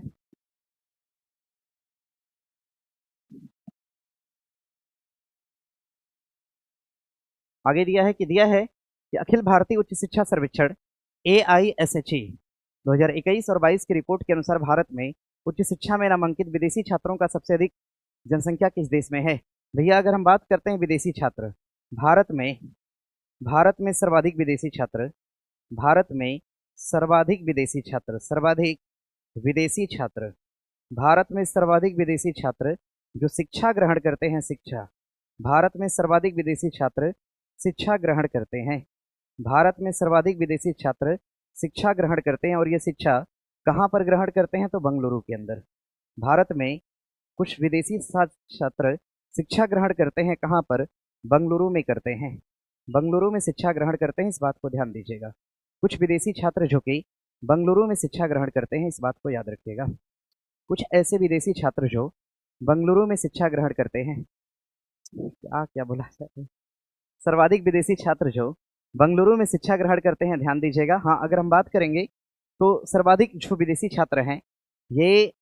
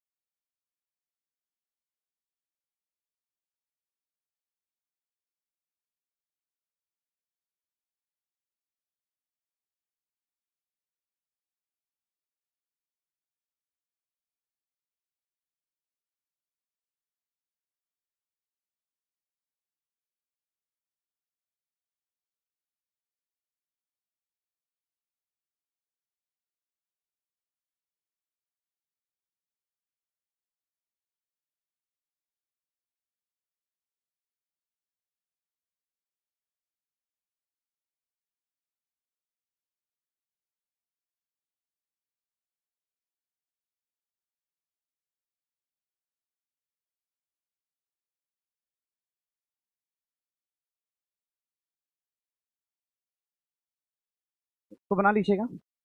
बढ़ेंगे आगे यहाँ से। आगे दिया है कि भारतीय राज्य त्रिपुरा को बांग्लादेश से जोड़ने वाला जो मैत्री सेतु है ये किस नदी पर बना है? नदी कौन सी हो जाएगी? तो फेनी नदी। जो मैत्री सेतु है ये किस नदी पर बना है? मैत्री सेतु की अगर हम बात करते हैं, मैत्री सेतु, मैत्री सेतु की अगर बात करेंगे, मैत्री सेतु बना है किस नदी पर? तो फेनी नदी पर। मैत्री सेतु बना है फेनी नदी पर, फेनी नदी पर, फेनी नदी पर बना है मैत्री सेतु। ठीक है। देखिए पुल के संबंध में सवाल पूछेगा, अगर अगर सेतु के संबंध में सवाल पूछा, अगर सेतु के संबंध में सवाल पूछेगा तो जरा ध्यान दीजिएगा। अगर सेतु के संबंध में सवाल पूछेगा, सेतु या ब्रिज, ब्रिज लिख देते हैं, ब्रिज के संबंध में सवाल पूछा और सन 2025 से सवाल पूछा, ब्रिज के संबंध में सवाल पूछा और सन 2025 से अगर सवाल पूछता है तो जरा ध्यान दीजिएगा। ब्रिज के संबंध में क्वेश्चन पूछा और सन 2025 से पूछा, इसको याद रखिएगा। सेतु यानी ब्रिज के संबंध में सवाल अगर पूछता है तो ध्यान रखिएगा एक आर्क ब्रिज है। आर्क ब्रिज की बात करते हैं, आर्क ब्रिज, आर्क ब्रिज की अगर बात करेंगे, आर्क ब्रिज, आर्क ब्रिज की बात करते हैं, ध्यान रखिएगा। आर्क ब्रिज की बात करेंगे या फिर हम चिनाब ब्रिज की बात करते हैं, आर्क ब्रिज की बात करेंगे या फिर चिनाब ब्रिज की बात करेंगे, जरा ध्यान दीजिएगा। आर्क ब्रिज या चिनाब ब्रिज की बात करते हैं और इनकी अवस्थिति के संबंध में क्वेश्चन पूछे जाते हैं। ये कहाँ पे है? तो जम्मू कश्मीर के अंदर। और प्रश्न करेगा सबसे ऊंचा आर्क ब्रिज ये कहाँ पर है? जम्मू कश्मीर के अंदर। सुदर्शन ब्रिज की अगर हम बात करेंगे तो जरा ध्यान दीजिएगा, सुदर्शन ब्रिज, सुदर्शन ब्रिज की अगर बात करते हैं, सुदर्शन ब्रिज, सुदर्शन ब्रिज की अगर बात करेंगे तो सुदर्शन ब्रिज की जो अवस्थिति है, अवस्थिति, सुदर्शन ब्रिज की जो अवस्थिति है, अवस्थिति, सुदर्शन ब्रिज की अवस्थिति कहाँ पर है? तो जरा ध्यान दीजिएगा। जो सुदर्शन ब्रिज है इसकी अवस्थिति, इसकी अवस्थिति कहाँ पर है? तो याद रखिएगा इसकी अवस्थिति कहाँ पर है? गुजरात में। सुदर्शन ब्रिज की अवस्थिति कहाँ पर हो जाएगा? गुजरात के अंदर हो जाएगा। नेक्स्ट अगर हम बात करते हैं, सिंदूर ब्रिज कहाँ पर है? सिंदूर ब्रिज, अगर हम सिंदूर ब्रिज के संबंध में बात करेंगे, सिंदूर ब्रिज के संबंध में अगर बात करेंगे तो सिंदूर ब्रिज की जो अवस्थिति है, जो सिंदूर ब्रिज की अवस्थिति है, सिंदूर ब्रिज की अवस्थिति कहाँ पर हो जाएगी? तो जरा ध्यान दीजिएगा। सुदर्शन ब्रिज की अवस्थिति कहाँ पे है? गुजरात के अंदर है। सिंदूर ब्रिज की अवस्थिति के संबंध में अगर बात करेंगे तो ये कहाँ पर हो जाएगा? महाराष्ट्र के अंदर हो जाएगा। देखिए एक सवाल करेगा आपसे ग्लास ब्रिज, ग्लास ब्रिज के संबंध में एक सवाल करेगा, ग्लास ब्रिज से क्वेश्चन करेगा, ग्लास ब्रिज से। ग्लास ब्रिज कहाँ पे है? तमिलनाडु के अंदर है। ग्लास ब्रिज कहाँ पे है? तमिलनाडु के अंदर है। देखिए एक सवाल करेगा, वर्टिकल ब्रिज कहाँ पे है? वर्टिकल ब्रिज के संबंध में सवाल बनेगा। वर्टिकल ब्रिज के संबंध में अगर सवाल बनता है तो वर्टिकल ब्रिज भी कहाँ पे हो जाएगा? तमिलनाडु के अंदर हो जाएगा। वर्टिकल ब्रिज भी कहाँ पे है? तमिलनाडु के अंदर है। अब देखिए यहाँ से क्वेश्चन बनेगा, क्वेश्चन क्या बनेगा? जरा ध्यान दीजिएगा। प्रश्न क्या बनेगा? जरा ध्यान दीजिएगा। नहीं, ग्लास ब्रिज आप लोग राजगीर क्यों बताते हैं? ग्लास ब्रिज जो एक्चुअल बना हुआ है ये तमिलनाडु के अंदर बना है और भारत का पहला ग्लास ब्रिज है। ठीक है, इसको ध्यान में रखिएगा। हाँ, वर्टिकल ब्रिज भी पूछेगा तो कहाँ पर? तमिलनाडु के अंदर। अगर हम बात करेंगे भैया, अगर हम बात करेंगे, जरा सा ध्यान दीजिएगा, अगर हम सुदर्शन ब्रिज की बात करते हैं, अगर हम सुदर्शन ब्रिज की बात करेंगे, सुदर्शन ब्रिज, सुदर्शन ब्रिज की बात करेंगे, सुदर्शन ब्रिज, सुदर्शन ब्रिज आपका हो जाएगा कहाँ पर? गुजरात के अंदर, गुजरात के अंदर। और ये समंदर में बनाया गया ब्रिज है, समुद्र में है और ये ओखा को जोड़ेगा, ओखा को, ओखा को जोड़ेगा किससे? तो द्वारका से जोड़ने का काम करेगा। जरा ध्यान दीजिएगा। हाँ, अगर हम बात करते हैं अटल ब्रिज, अगर हम अटल ब्रिज की बात करते हैं, अटल ब्रिज, अटल ब्रिज की अगर हम बात करेंगे, अटल ब्रिज, देखिए एक अटल सुरंग है, एक अटल सुरंग है, एक अटल ब्रिज है, एक अटल सुरंग है, एक अटल सुरंग है और एक अटल ब्रिज है। ब्रिज बोल लीजिए या फिर इसी को आप अटल सेतु बोल लीजिए, या तो आप ब्रिज बोल लीजिए या फिर अटल सेतु बोल लीजिए। एक अटल सेतु है और एक सुदर्शन, एक अटल ब्रिज है और दूसरा अटल सुरंग है। अटल सुरंग की बात करेंगे तो ध्यान रखिएगा, ये किसको जोड़ता है? ये लेह को जोड़ेगा, लेह को जोड़ता है किससे? मनाली से। ये लेह को जोड़ेगा किससे? तो मनाली से जोड़ने का काम करता है। इसका पुराना नाम अगर पूछेगा आपसे, पुराना नाम, इसका पुराना नाम क्या हो जाएगा? तो रोहतांग सुरंग हो जाएगा। इसका पुराना नाम क्या है? तो रोहतांग सुरंग इसका पुराना नाम हो जाएगा। और प्रश्न करेगा इसकी लेंथ कितनी है? लेंथ, अगर इसके लेंथ यानी लंबाई के संबंध में बात करेंगे, 9.02 किलोमीटर इसकी क्या हो जाएगी? तो लंबाई हो जाएगी। अब जरा ध्यान दीजिएगा, अगर हम बात करते हैं अटल ब्रिज की, ये कहाँ पे है? तो ये महाराष्ट्र के अंदर है। अटल ब्रिज कहाँ पे हो जाएगा? तो महाराष्ट्र के अंदर हो जाएगा। इसको ध्यान दीजिएगा, अटल ब्रिज कहाँ पे हो जाएगा? महाराष्ट्र के अंदर हो जाएगा। इसको बना लीजिएगा। चलिए, जीवन में पॉजिटिव रहना सीखिए। ठीक है, हमेशा पॉजिटिव रहना सीखिए। नौकरी पाना देखिए एक सिंपल और सिंगल उद्देश्य होना चाहिए छात्र जीवन में, और हम लोग शिक्षक हैं तो हम लोग का उद्देश्य केवल और केवल पढ़ाना होना चाहिए।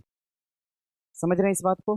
और कौन क्या कर सकता है, नहीं कर सकता है, विज्ञान को कोई नहीं छीन सकता, इस बात को ध्यान रखिएगा। ठीक है।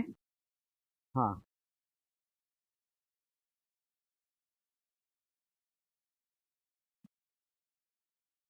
इसको बना लीजिएगा।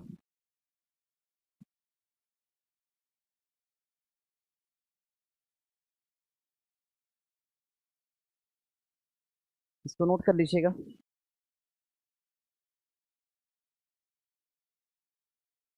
चलिए बढ़ेंगे आगे।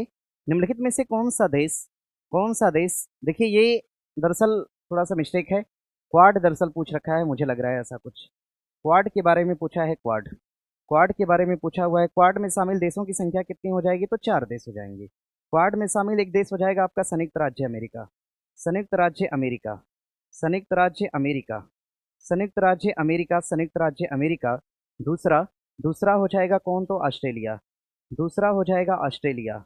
दूसरा होगा ऑस्ट्रेलिया। तीसरा होगा भारत। और चौथा हो जाएगा, लिखिएगा, जापान। चौथा हो जाएगा जापान। संयुक्त राज्य अमेरिका, ऑस्ट्रेलिया, जापान और भारत। संयुक्त राज्य ऑस्ट्रेलिया, जापान और भारत। ठीक है। रहते हुए नौकरी ले लीजिए, एकदम हैरान कर देते हैं आप लोग। पढ़ाई करिए, देखिए यूट्यूब है, बहुत कुछ बोलना भी ठीक नहीं है किसी को। और मेहनत करिए। ठीक है। देखिए आप लोग पढ़ के नौकरी लीजिए, मेरा क्या है यार। ठीक है, हम तो नौकरी लिए भी, छोड़ भी दिए।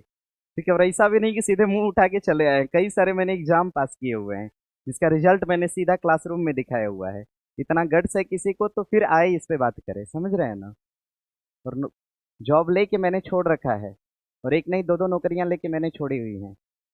फालतू बकवासबाजी करने का क्या मतलब है यार। अरे कुछ दिन बहुत अगर इच्छा नहीं है पढ़ाएंगे, मन हट गया तो चले जाएंगे सीधे हिमालय की मुंजवत चोटी।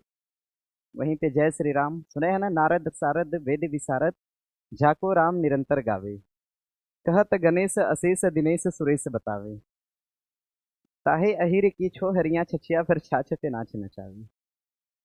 चलेंगे हिमालय की मुंजवत चोटी। और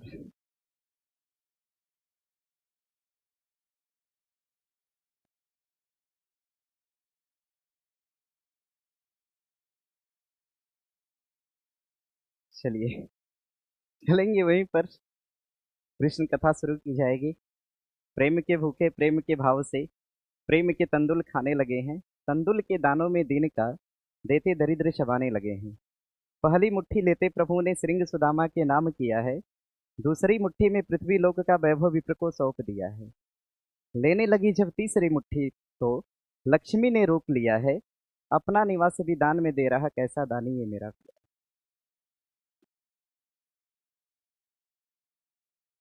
चल के वहां भी कंपटीशन बढ़ाया जाएगा बाबाओं में, क्या कहते हैं आप लोग?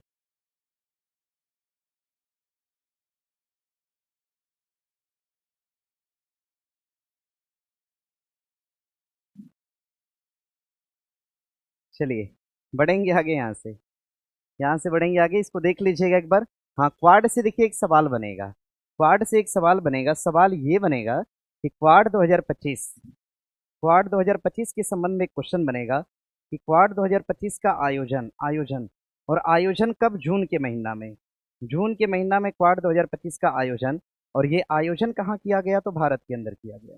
जून के महीना में क्वाड 2025 का आयोजन कहाँ किया गया? भारत के अंदर किया गया। और क्वाड में शामिल, अगर क्वाड में शामिल संबंधी अगर बात करेंगे तो जरा ध्यान दीजिएगा। क्वाड में शामिल होने के संबंध में अगर बात करते हैं तो क्वाड जो है, क्वाड क्वाड में शामिल होने के संबंध में बात करेंगे तो 4 देश। और इन चारों देशों को हम मालाबार देश के नाम से भी जानते हैं, क्योंकि मालाबार एक प्रकार का अभ्यास होता है। इस मालाबार अभ्यास में इन चारों देशों की प्रतिभागी या भागीदारी होती है। और जैसा कि अगर हम मालाबार अभ्यास की बात करेंगे, 2025 में इस मालाबार अभ्यास का जो आयोजन है, आयोजन ये कहाँ पर करा गया? तो गुआम के अंदर करा गया। गुआम कहाँ पर हो जाएगा भैया? प्रशांत महासागर के अंदर हो जाएगा। गुआम कहाँ पर होगा? तो ध्यान रखिएगा, प्रशांत महासागर के अंदर हो जाएगा गुआम। इसको बना लीजिएगा। चलिए बढ़ेंगे आगे। आगे प्रश्न दिया है। प्रश्न है, भारत क्यों मायने रखता है?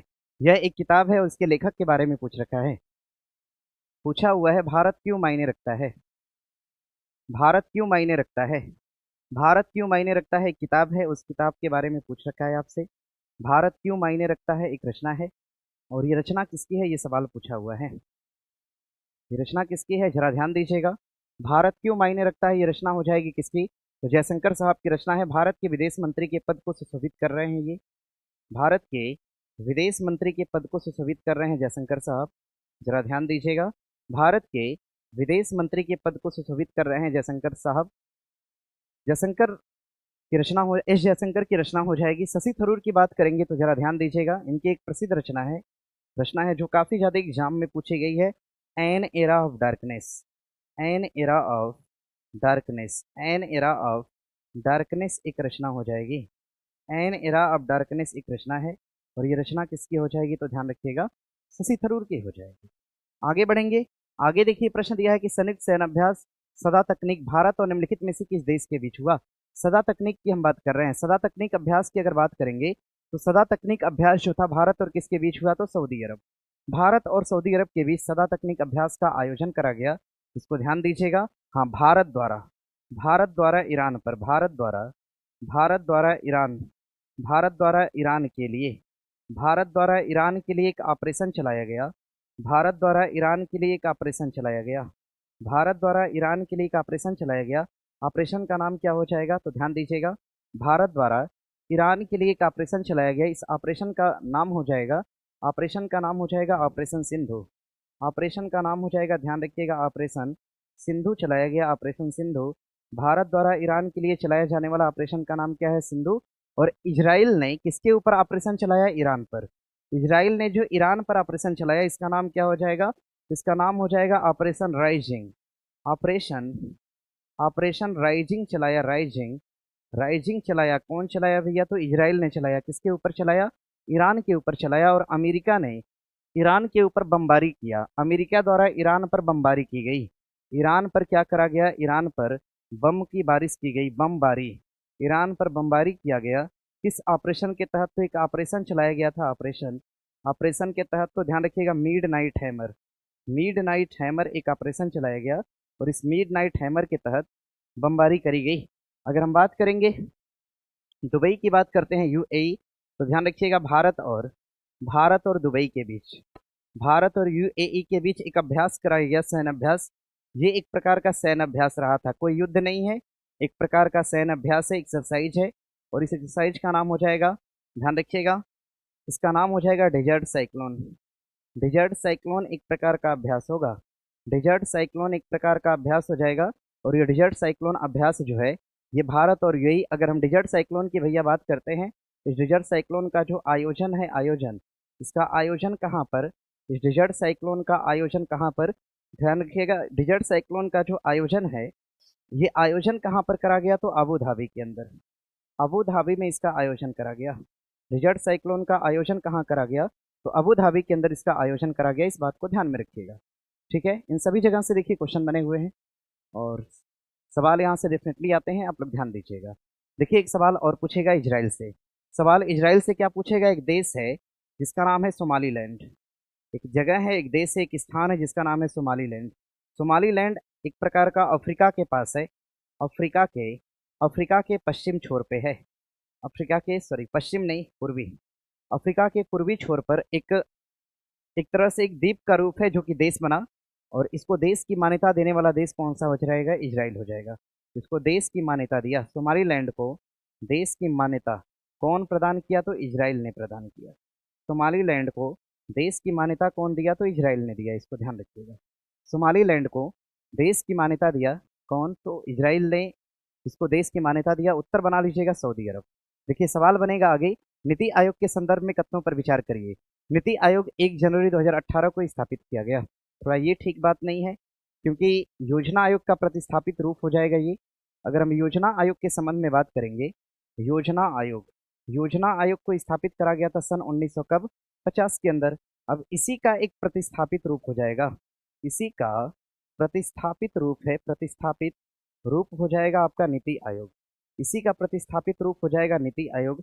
अगर हम नीति को अगर हम देखें तो ध्यान रखिएगा, नीति आयोग जो है, NITI Aayog national institution for transforming India, NITI Aayog को लाया गया था 1 जनवरी सन 2000 कब, 15, 1 जनवरी 2015 को नीति आयोग को लागू किया गया। इस बात को ध्यान रखिएगा।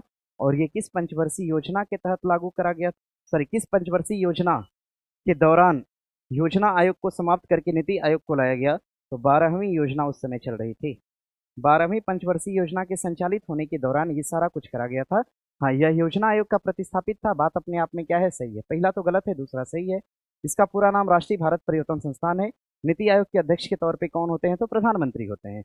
अब जरा ध्यान दीजिएगा, नीति आयोग का गठन देखिए हुआ था कब? 2017 में। नीति आयोग का गठन की बात करेंगे सन 2015 में। सन 2015 में जब इसका गठन हुआ तो 15 से लेकर आज 2025 चल रहा है। 15 से लेकर आज 2025 चल रहा है। 15 से लेकर 2025 10 साल का पूरा टेन्योर हो गया। और इस 10 साल के कार्यकाल में नीति आयोग के कुल कितने अध्यक्ष रहे हैं? तो ध्यान रखिएगा, केवल एक। नीति आयोग के केवल एक अध्यक्ष के रूप में रहे हैं और केवल एक ही अध्यक्ष रहे हैं और अन्य अध्यक्ष बदले नहीं गए हैं। और अध्यक्ष कौन हो जाएंगे? प्रधानमंत्री मोदी जी हो जाएंगे। नीति आयोग के एकमात्र अध्यक्ष रहे हैं और प्रधानमंत्री मोदी जी, और लगातार उस समय से अभी तक यही है। प्रश्न पूछा था कि 15 से लेकर अब तक पूछा था, 15 से लेकर 25 तक नीति आयोग में कुल कितने अध्यक्ष चुने गए? तो एक, केवल एक शब्द का प्रयोग करिएगा, ठीक है। हाँ, नीति आयोग के अगर हम सीईओ के संबंध में बात करेंगे, सीईओ के संबंध में अगर हम बात करते हैं, नीति आयोग के सीईओ, इसके सीईओ के संबंध में बात करेंगे तो जरा ध्यान रखिएगा, नीति आयोग के उपाध्यक्ष कौन है? तो सुमन बेरी। उपाध्यक्ष कौन हो जाएंगे? सुमन बेरी। इसके उपाध्यक्ष कौन? सुमन बेरी। और नीति आयोग के सीईओ के संबंध में अगर हम बात करते हैं तो ध्यान रखिएगा, ये कौन हो जाएंगे? तो सुब्रमण्यम साहब हो जाएंगे। इस बात को ध्यान रखिएगा। चलिए, उत्तर क्या हो सकता है? एक कट जाएगा, एक कटेगा मतलब उत्तर क्या हो जाएगा? 2, 3 और 4 हो जाएगा। बना लीजिएगा, इसको बना लीजिएगा और बढ़ेंगे आगे यहाँ से। सीईओ बी आर सुब्रमण्यम मैंने लिख दिया है, देख लीजिएगा। आगे प्रश्न है कि निम्नलिखित में से कौन सा एक 12वीं पंचवर्षीय योजना का लक्ष्य नहीं था? 12वीं पंचवर्षीय योजना का कौन सा लक्ष्य नहीं था? 12वीं पंचवर्षीय योजना के तहत अगर देखा जाए, इस क्वेश्चन को लाने के पीछे का कारण था, कारण समझिएगा। 12वीं पंचवर्षीय योजना के अगर कार्यकाल को देखा जाए तो योजना शुरू होती है सन 2012 में और इसका कार्यकाल था सन 2017 तक। परंतु योजना क्या हो गई? समय से पूर्व क्या हो गई? तो समाप्त हो गई। और इसमें लक्ष्य क्या रखे गए थे? इनके लक्ष्यों में कहा गया था कि समावेशी विकास, एकदम कहा गया भाई, कहा गया कि समावेशी विकास होना चाहिए। और क्या कहा गया? संपोषणी विकास भी होना चाहिए। और कहा गया कि तेजी से विकास होना चाहिए, ठीक है। लेकिन 2015 तक शून्य उत्सर्जन राजकोषीय घाटा तक की बात नहीं की गई थी। हाँ, कहा गया कि जो राजकोषीय घाटा है, राजकोषीय घाटा के संबंध में क्या कहा गया? राजकोषीय घाटा को तेजी से कम करना, राजकोषीय घाटा को तेजी से कम करने के संबंध में बात की गई थी। राजकोषीय घाटा को तेजी से कम करने के संबंध में इसमें बात करी गई थी। इस बात को ध्यान दीजिएगा। वर्तमान अगर वित्त वर्ष के लिए देखा जाए, भारत का राजकोषीय घाटा 4.4, जिसको कहा गया कि घटा के कितना लाना है? तो 4.1 तक लाना है, ठीक है। चलिए बढ़ेंगे आगे प्रश्न है कि भागलपुर बिहार राज्य का विशेष रूप से क्या है? तो टसर है, टसर सिल्क है। टसर सिल्के के लिए प्रसिद्ध हो जाएगा, ध्यान दीजिएगा। आगे प्रश्न है कि बिहार पर्यटन नीति 2023 के अंतर्गत 50 करोड़ रुपए से अधिक के निवेश के लिए दी जाने वाली अधिकतम पूंजी की सब्सिडी प्रतिशत क्या है? 50% है, 30% है, 10% या 25%? भाई बिहार राज्य है और सब्सिडी के बारे में पूछा है। सब्सिडी के बारे में पूछ रखा है कि सब्सिडी क्या कैसे है, ये पूछ रखा है। दिया क्या है आपसे कि 50 करोड़ रुपए से अधिक के निवेश के लिए दी जाने वाली अधिकतम पूंजी सब्सिडी क्या हो जाएगी? तो 50 करोड़ रुपए से अधिक के लिए पूछेगा तो कितना परसेंट है? 25% है। इसको ध्यान में रखिएगा। अगर 50 करोड़ से ज्यादा होता है तो 25% से ज्यादा लिखेंगे आप। 50 करोड़ से अगर ज्यादा आता है एग्जाम में, 50 करोड़ से अगर ज्यादा शब्द का प्रयोग करके आता है तो आप इस पर जो मिलने वाली सब्सिडी के बारे में जानकारी देंगे तो आप लिख दीजिएगा कि सब्सिडी कितना? तो 25% से ज्यादा, ठीक है। 25% से ज्यादा नोट कर लीजिएगा। देखिए आगे है, भारत में स्मार्ट सिटी मिशन का मुख्य ध्येय क्या है? दूरसंचार, शहरी गरीबी उन्मूलन, या फिर स्मार्ट बुनियादी ढांचे और प्रौद्योगिकी का विकास, या सूचना और प्रौद्योगिकी? उत्तर क्या हो जाएगा? उत्तर हो जाएगा आपका सी। अगर हम स्मार्ट सिटी मिशन की बात करते हैं तो जरा ध्यान दीजिएगा, smart city mission, smart city योजना की बात करेंगे। योजना के तहत ही मिशन चलाया गया था। स्मार्ट सिटी योजना को लाया गया था सन 2015 में। स्मार्ट सिटी योजना को लाया गया सन 2015 में। ध्यान दीजिएगा। बिहार के संबंध में देख लेते हैं। बिहार के संबंध में हम देख लेते हैं, बिहार में कुल कितने स्मार्ट शहर हैं? जरा इसका जवाब दीजिएगा कमेंट में। बिहार में कुल स्मार्ट शहर की संख्या कितनी हो जाएगी? बिहार के अंदर कुल स्मार्ट शहरों की संख्या कितनी हो जाएगी? 15 बता रहे हैं सभी लोग, ठीक है। बिहार में स्मार्ट शहरों की संख्या कितनी है? भाई स्मार्ट सिटी योजना के तहत जो पहला स्मार्ट शहर था, भारत का पहला स्मार्ट शहर, स्मार्ट सिटी के तहत भारत का जो पहला स्मार्ट शहर था, इसका नाम क्या हो जाएगा? तो भुवनेश्वर होगा। भारत का पहला स्मार्ट शहर कौन सा हो जाएगा? भुवनेश्वर। और इसमें टारगेट रखा गया था, लक्ष्य रखा गया था, इसका टारगेट ये रखा गया था कि स्मार्ट सिटी मिशन के तहत 100 शहरों की स्थापना करी जाएगी। तो भैया 100वां शहर कौन सा बना? तो स्मार्ट सिटी के तहत जो 100वां शहर बना था, 100वां शहर ये कौन सा बना था? शिलांग बना था। स्मार्ट सिटी के तहत जो 100वां शहर बनाया गया था, ये कौन सा बनाया गया था? शिलांग बनाया गया था।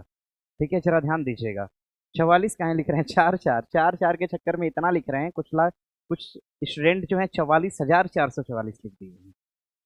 ठीक है, अरे चार, खाली चार, क्या बोलना है? चार बोलना है। चलिए, बिहार के अंदर स्मार्ट शहरों की अगर हम बात करते हैं कितने हो जाएंगे? तो चार। पटना होगा इसमें? हाँ एकदम होगा पटना। पटना है भैया। भागलपुर है क्या? एकदम भागलपुर है, भागलपुर हो जाएगा। और क्या होगा? बिहार शरीफ होगा। क्या होगा? बिहार शरीफ हो जाएगा, बिहार शरीफ। और क्या होगा? तो मुजफ्फरपुर हो जाएगा, मुजफ्फरपुर।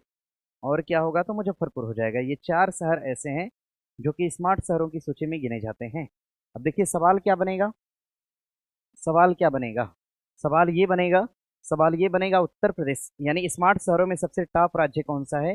टॉप स्टेट की बात करते हैं स्मार्ट शहरों में, यानी सर्वाधिक स्मार्ट सिटी कहाँ पर स्थापित की गई, सर्वाधिक स्मार्ट शहर कहाँ स्थापित किए गए? तो सर्वाधिक जो स्मार्ट शहर स्थापित किए गए ये कहाँ पर करे गए? उत्तर प्रदेश के अंदर सर्वाधिक स्मार्ट शहरों को स्थापित किया गया। इस बात को ध्यान दीजिएगा। चलिए बढ़ेंगे आगे। स्मार्ट शहरों को स्थापित किया गया, सर्वाधिक स्मार्ट शहर कहाँ पर? उत्तर प्रदेश के अंदर स्थापित किया गया। चलिए आगे दिया है प्रश्न, प्रश्न दिया है, प्रश्न है कि हरित अवसंरचना की अवधारणा संबंधित है जल आपूर्ति और सीवेज से, या ग्रामीण संयोजकता से है, या फिर नवीकरणीय ऊर्जा से, कि सतत शहरी विकास से?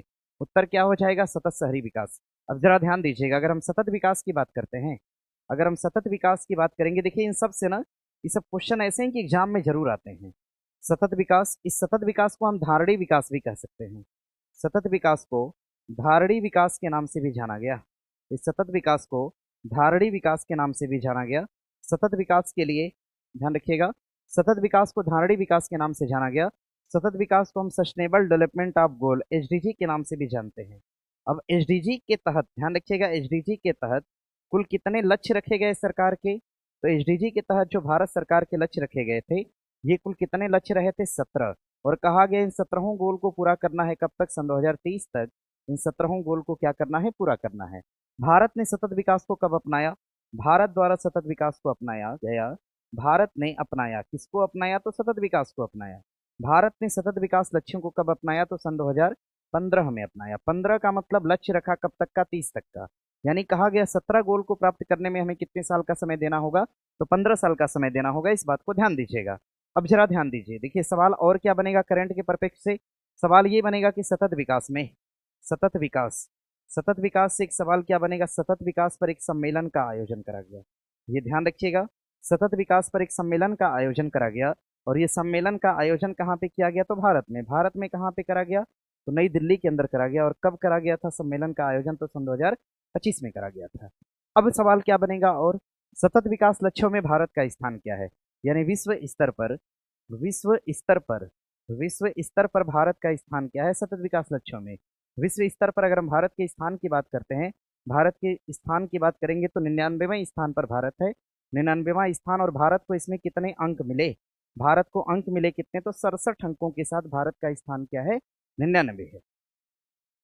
सतत विकास में 67 अंकों के साथ भारत का स्थान हो जाएगा 99 रैंक हो जाएगा। हाँ भैया, अब सवाल देखिए और क्या पूछेगा सवाल। अगर हम भारत के संबंध में बात करेंगे तो सतत विकास पर सवाल क्या पूछेगा? सतत विकास, सतत विकास लक्ष्यों में टॉप करने वाले भारत के राज्य कौन हो जाएंगे? तो सतत विकास लक्ष्यों में भारत के दो राज्य हैं। एक राज्य का नाम हो जाएगा केरल, जैसा कि मैंने बताया था, और एक दूसरा राज्य कौन सा हो जाएगा? उत्तराखंड।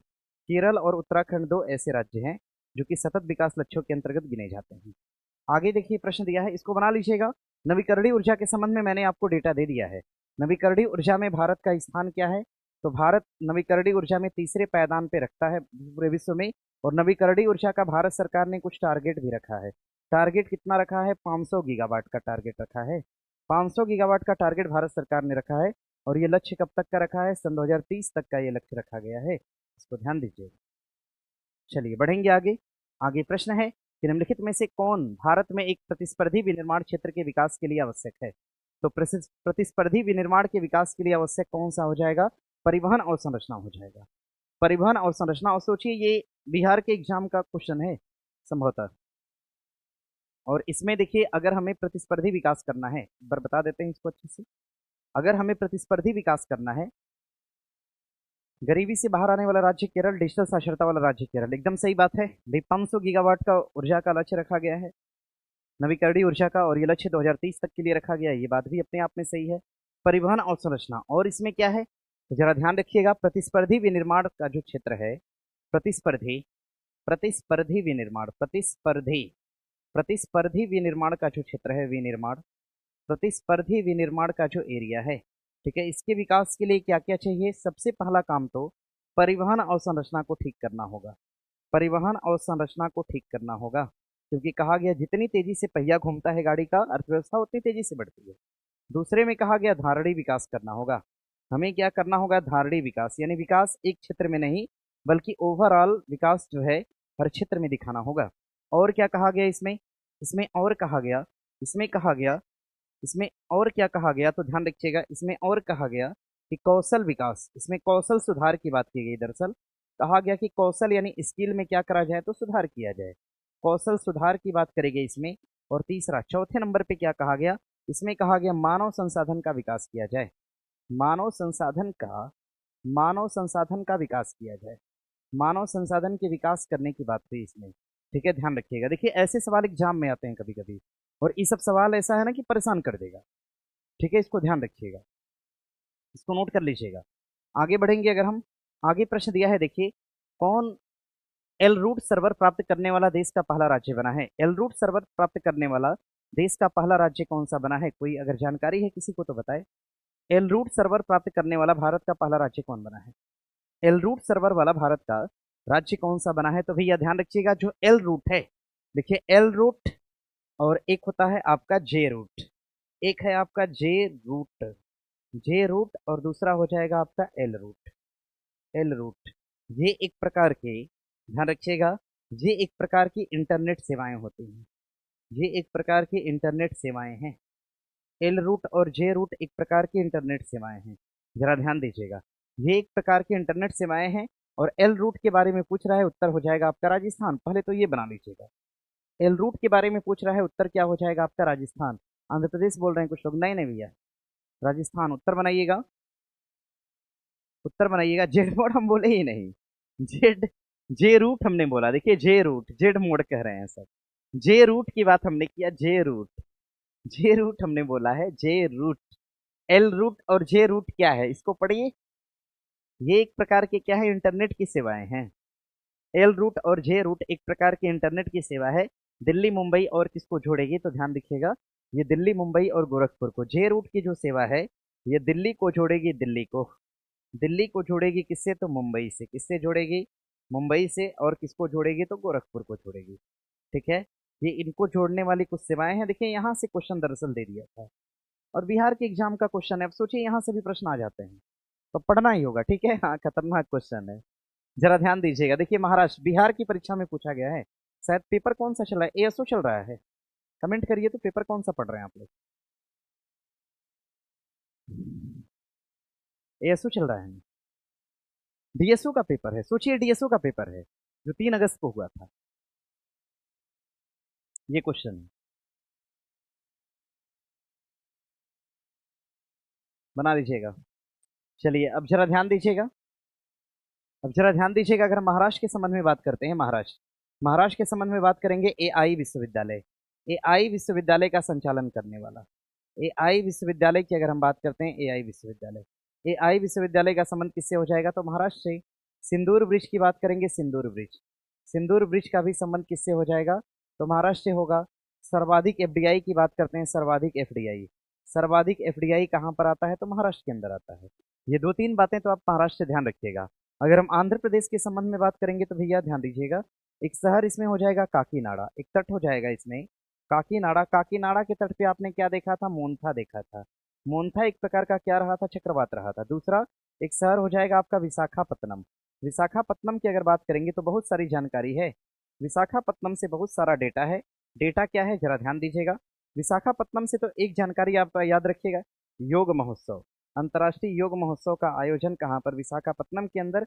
मोदी जी ने इसमें उद्घाटन किया। और विशाखापत्तनम से एक बात और ध्यान रखिएगा, डेटा सेंटर गूगल का। डेटा सेंटर किसका? गूगल का। सबसे बड़ा जो डेटा सेंटर स्थापित होने की बात चल रही है, ये कहाँ पर हो रही है? तो विशाखापत्तनम के अंदर हो रही है, ध्यान दीजिएगा। नेक्स्ट अगर हम कर्नाटक की बात करते हैं, कर्नाटक। कर्नाटक मोटा अनाज का सम्मेलन, मोटा अनाज सम्मेलन, मोटा अनाज पर एक सम्मेलन का आयोजन करा गया। मोटा अनाज पर एक सम्मेलन का आयोजन करा गया, कहाँ पर? ये कर्नाटक के अंदर किया गया। कर्नाटका से एक सवाल और करेगा, कर्नाटक से एक सवाल और करेगा, कर्नाटक से एक सवाल और करेगा, और आते हैं तो बताते हैं। चलिए, हाँ, डॉल्फिन नोच पूछेगा सर, विशाखापत्तनम, ये सब ध्यान रखिएगा। ये सब तो जीएस के सवाल हैं। आगे, किस देश के विकास में बुनियादी ढांचे की महत्वपूर्ण भूमिका होती है? नवाचार को बढ़ाना और देकर सतत विकास का सृजन करना। भाई बुनियादी ढांचा बढ़ाना है, जाहिर सी बात है नवाचार को बढ़ाना होगा और सतत विकास का सृजन करना होगा। असमानता को क्या करना होगा? इनइक्वलिटी को कम करना होगा। वैश्विक प्रतिस्पर्धात्मकता को क्या करना होगा? मजबूत बनाना होगा। यानी एक दूसरे देश से जो हमारी प्रतिस्पर्धा है उसको हमें मजबूत करना होगा। ठीक है, जरा बना लीजिएगा। उत्तर हो जाएगा उपरोक्त सभी। आगे प्रश्न दिया है कि डेटा सेंटर मुख्य रूप से काम करता है। डेटा सेंटर मुख्य रूप से काम क्या करेगा?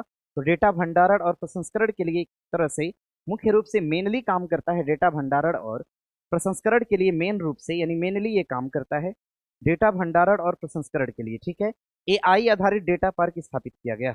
जरा बताइए मुझे, एआई आधारित, एआई पर आधारित सवाल करेगा। एआई पर आधारित डेटा पार्क, एआई पर आधारित डेटा पार्क, इसको क्या करा गया? तो स्थापित किया गया। एआई पर आधारित डेटा पार्क स्थापित किया गया, स्थापित किया गया। एआई पर आधारित डेटा पार्क स्थापित करा गया। और ये डेटा पार्क कहाँ पर स्थापित करा गया? तो ध्यान रखिएगा, नया रायपुर के अंदर। नया रायपुर के अंदर इस तरह का डेटा पार्क स्थापित करा गया। नया रायपुर का मतलब क्या हो जाएगा? छत्तीसगढ़ के अंदर किया गया। जरा ध्यान दीजिएगा, नया रायपुर के अंदर एआई आधारित डेटा पार्क को क्या करा गया? तो स्थापित किया गया। एक सवाल और बनेगा यहाँ से, सवाल क्या बनेगा? जरा ध्यान रखिएगा। ग्रीन डेटा पार्क, भारत का पहला, भारत का भारत का पहला भारत का पहला ग्रीन डेटा पार्क, भारत का पहला ग्रीन डेटा पार्क, भारत का पहला ग्रीन डेटा पार्क, ये कहाँ स्थापित करा गया? तो ये गाजियाबाद के अंदर करा गया।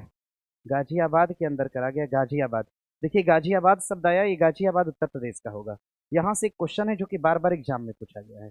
यहाँ से एक ऐसा प्रश्न जो बार बार एग्जाम में पूछा है, बार बार परीक्षा में पूछा है। देखिए सवाल क्या बनेगा गाजियाबाद से, जरा ध्यान दीजिएगा। गाजियाबाद से एक सवाल बनेगा, green municipal bond, green municipal, green municipal bond जारी करने वाला, ग्रीन म्युनिसिपल बॉन्ड जारी किया, जारी करने वाला, ग्रीन म्युनिसिपल बॉन्ड जारी करने वाला, जारी करने वाला, जारी करने वाला पहला नगर निगम कौन सा हो जाएगा? तो ग्रीन म्युनिसिपल बॉन्ड जारी करने वाला सबसे पहला नगर निगम कौन सा होगा? तो गाजियाबाद होगा। ग्रीन म्युनिसिपल बॉन्ड जारी करने वाला सबसे पहला नगर निगम कौन सा होगा? तो गाजियाबाद होगा। ग्रीन म्युनिसिपल बॉन्ड को जारी करने वाला सबसे पहला नगर निगम पूछेगा तो ये नगर निगम हो जाएगा कौन सा? गाजियाबाद होगा। अब जरा ध्यान दीजिएगा, एक सवाल और बनेगा। सवाल क्या बनेगा? जरा ध्यान रखिएगा।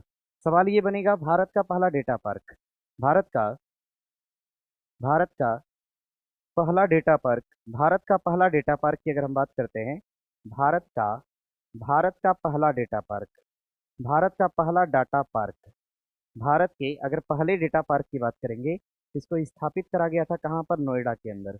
नोएडा मतलब कहाँ पर? उत्तर प्रदेश के अंदर। भारत का पहला डेटा पार्क स्थापित करा गया था कहाँ पर? नोएडा। नोएडा मतलब कहाँ पर? उत्तर प्रदेश के अंदर। बना लीजिएगा, इसको नोट कर लीजिएगा।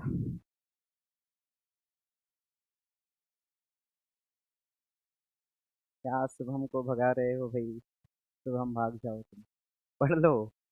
क्या, एक तो व्हाइट पन्ना पे हम बोले थे नोट बनाइए यार, एकदम नहीं मानते हैं आप लोग, एकदम अंतिम लिमिट तक चले आते हैं। बताइए, नोएडा में टेम्पर ग्लास का, हाँ, ये भी है, एक न्यूज है, इसको भी ध्यान दीजिएगा। ठीक है, चलिए।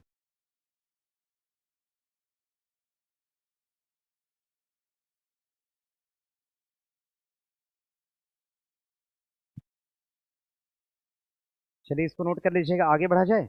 आगे देखिए प्रश्न दिया है दिल्ली मेट्रो से भारत की पहली चालक रहित मेट्रो का उपयोग करने वाली मेट्रो ये कौन सी हो गई है? तो दिल्ली मेट्रो हो गई है भैया, बिना चालक के मेट्रो चल रही है। अब जरा ध्यान दीजिएगा, देखिए सवाल क्या जानना है। सवाल ये जानना है आपको अंडर वाटर मेट्रो। सवाल ये पढ़ना है अंडर वाटर मेट्रो। अगर हम अंडर वाटर मेट्रो की बात करेंगे, अंडर वाटर मेट्रो की अगर बात करते हैं, अगर हम अंडर वाटर मेट्रो की बात करेंगे, अंडर वाटर मेट्रो कहाँ पे हो जाएगा? कोलकाता के अंदर होगा। अंडर वाटर मेट्रो कहाँ पे हो जाएगा? कोलकाता के अंदर होगा। नेक्स्ट अगर हम वाटर मेट्रो की खाली बात करते हैं, खाली वाटर मेट्रो की बात करेंगे, तो ध्यान रखिएगा ये कहाँ पर हो जाएगा? कोच्चिन के अंदर होगा।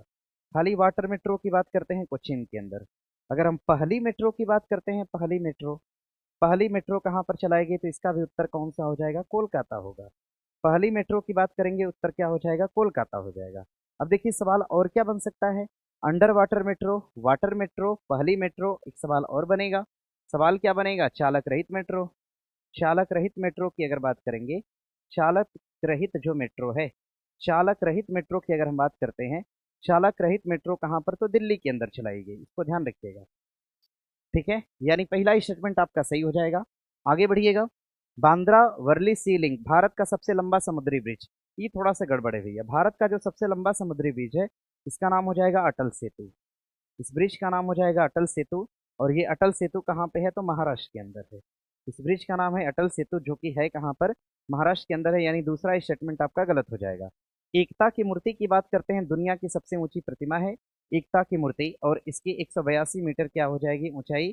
सरदार वल्लभ भाई पटेल की प्रतिमा है। तो यानी उत्तर ये वाला भी क्या हो जाएगा? सही हो जाएगा। एक कट गया, बाकी दो सही है। कितने युग्म सही है? केवल दो युग्म सही है। इसको बना लीजिएगा। अब जरा ध्यान दीजिएगा मेरी बात, अब जरा मेरी बात को ध्यान दीजिएगा। ठीक है, अहमदाबाद से मुंबई बुलेट ट्रेन, हाँ भैया बात सही है। ठीक है, महाराष्ट्र को नवी मुंबई से जोड़ता है अटल सेतु, हाँ वही वाला है।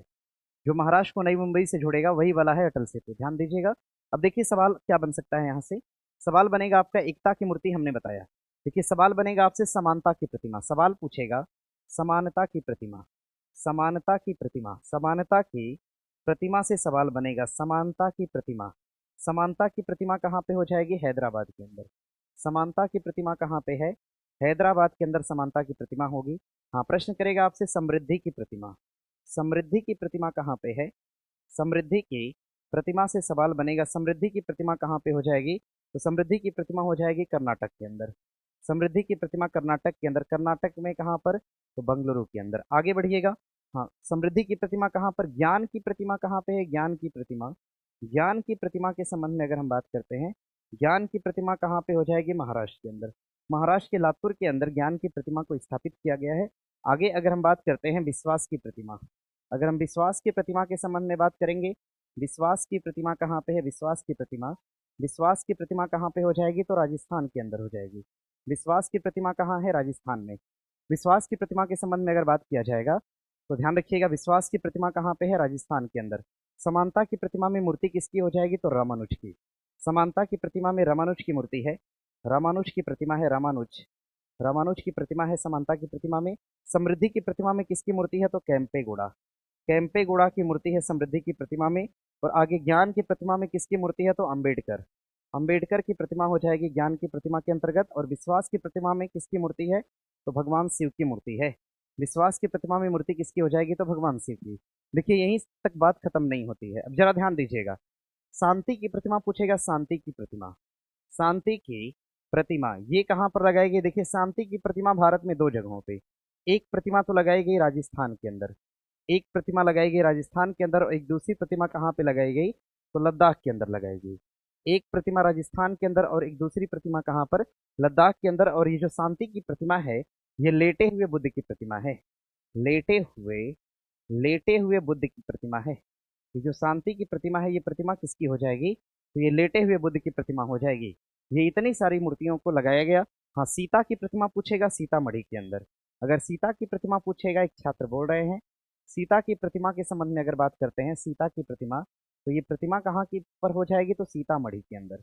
सीता की प्रतिमा कहाँ पे है भैया? तो सीतामढ़ी के अंदर हो जाएगी सीता की प्रतिमा। सीता की प्रतिमा पूछेगा तो सीतामढ़ी के अंदर। नेक्स्ट अगर हम एकता की प्रतिमा की बात करते हैं, स्टेचू ऑफ यूनिटी, एकता की प्रतिमा की बात करेंगे, एकता की प्रतिमा, एकता की प्रतिमा के संबंध में बात करते हैं। तो एकता की प्रतिमा कहाँ पे हो जाएगी? तो ये गुजरात के अंदर हो जाएगी, गुजरात में, गुजरात के अंदर हो जाएगी एकता की प्रतिमा। मूर्ति किसकी है? तो सरदार पटेल। एकता की प्रतिमा में मूर्ति किसकी हो जाएगी? सरदार पटेल। और इसकी ऊंचाई पूछेगा कितना हो जाएगा? 182 मीटर। इसकी ऊंचाई हो जाएगी 182 मीटर। किस द्वीप पर है? तो ध्यान रखिएगा, केवड़िया द्वीप पर। द्वीप का नाम पूछेगा कौन सा होगा? केवड़िया द्वीप पर। किस द्वीप पर है? तो केवड़िया द्वीप पर अवस्थित है। ये केवड़िया द्वीप पर अवस्थित है, ध्यान दीजिएगा। द्वीप कौन सा हो जाएगा? तो केवड़िया द्वीप पर अवस्थित है। और एकता की प्रतिमा के संबंध में अगर बात करेंगे, केवड़िया द्वीप पर अवस्थित है। और नदी का तट कौन सा हो जाएगा? नर्मदा नदी। नदी कौन सी हो जाएगी? नर्मदा नदी पर है ये, नर्मदा नदी पर केवड़िया द्वीप, नर्मदा नदी। गुजरात के अंदर सरदार पटेल, 182 मीटर। और इसके वास्तुकार कौन हो जाएंगे? तो ध्यान रखिएगा, इसके वास्तुकार के संबंध में अगर सवाल करेगा, इसके वास्तुकार कौन हो जाएंगे? तो राम सुतार। इसके वास्तुकार कौन हो जाएंगे? तो राम सुतार साहब इसके वास्तुकार हो जाएंगे। राम सुतार जी को एक सम्मान दिया गया, राम सुतार जी को एक अवार्ड दिया गया। और अवार्ड कब दिया गया भैया? 2025 में दिया गया। और राम सुतार को जो 2025 का सम्मान दिया गया, अवार्ड दिया गया, इस अवार्ड का नाम क्या हो जाएगा? ध्यान दीजिएगा, महाराष्ट्र भूषण अवार्ड। महाराष्ट्र भूषण अवार्ड से सम्मानित किया गया, महाराष्ट्र भूषण अवार्ड से सम्मानित किया गया इनको, महाराष्ट्र भूषण अवार्ड। अगर हम बात करेंगे राम सुतार को कौन सा अवार्ड दिया गया? तो महाराष्ट्र भूषण अवार्ड से सम्मानित करा गया किसको? तो राम सुतार को सम्मानित किया गया महाराष्ट्र भूषण अवार्ड से। इस बात को ध्यान रखिएगा। देखिए, ये सारी बातें देख लीजिएगा, एग्जाम में आपके क्वेश्चन बन सकते हैं यहाँ से। ये यहाँ से शुरू करिएगा, यहाँ, फिर ये वाला हिस्सा, नेक्स्ट ये वाला हिस्सा, नेक्स्ट अगला क्वेश्चन। क्वेश्चन है आपका उत्तर प्रदेश पीसीएस एआरओ की परीक्षा का सवाल है और 2025 का सवाल है। उम्मीद करते हैं कल वाली क्लास में आप लोग बने रहेंगे तो वहां से सारा क्वेश्चन कर लिया जाएगा। ठीक है, चलिए।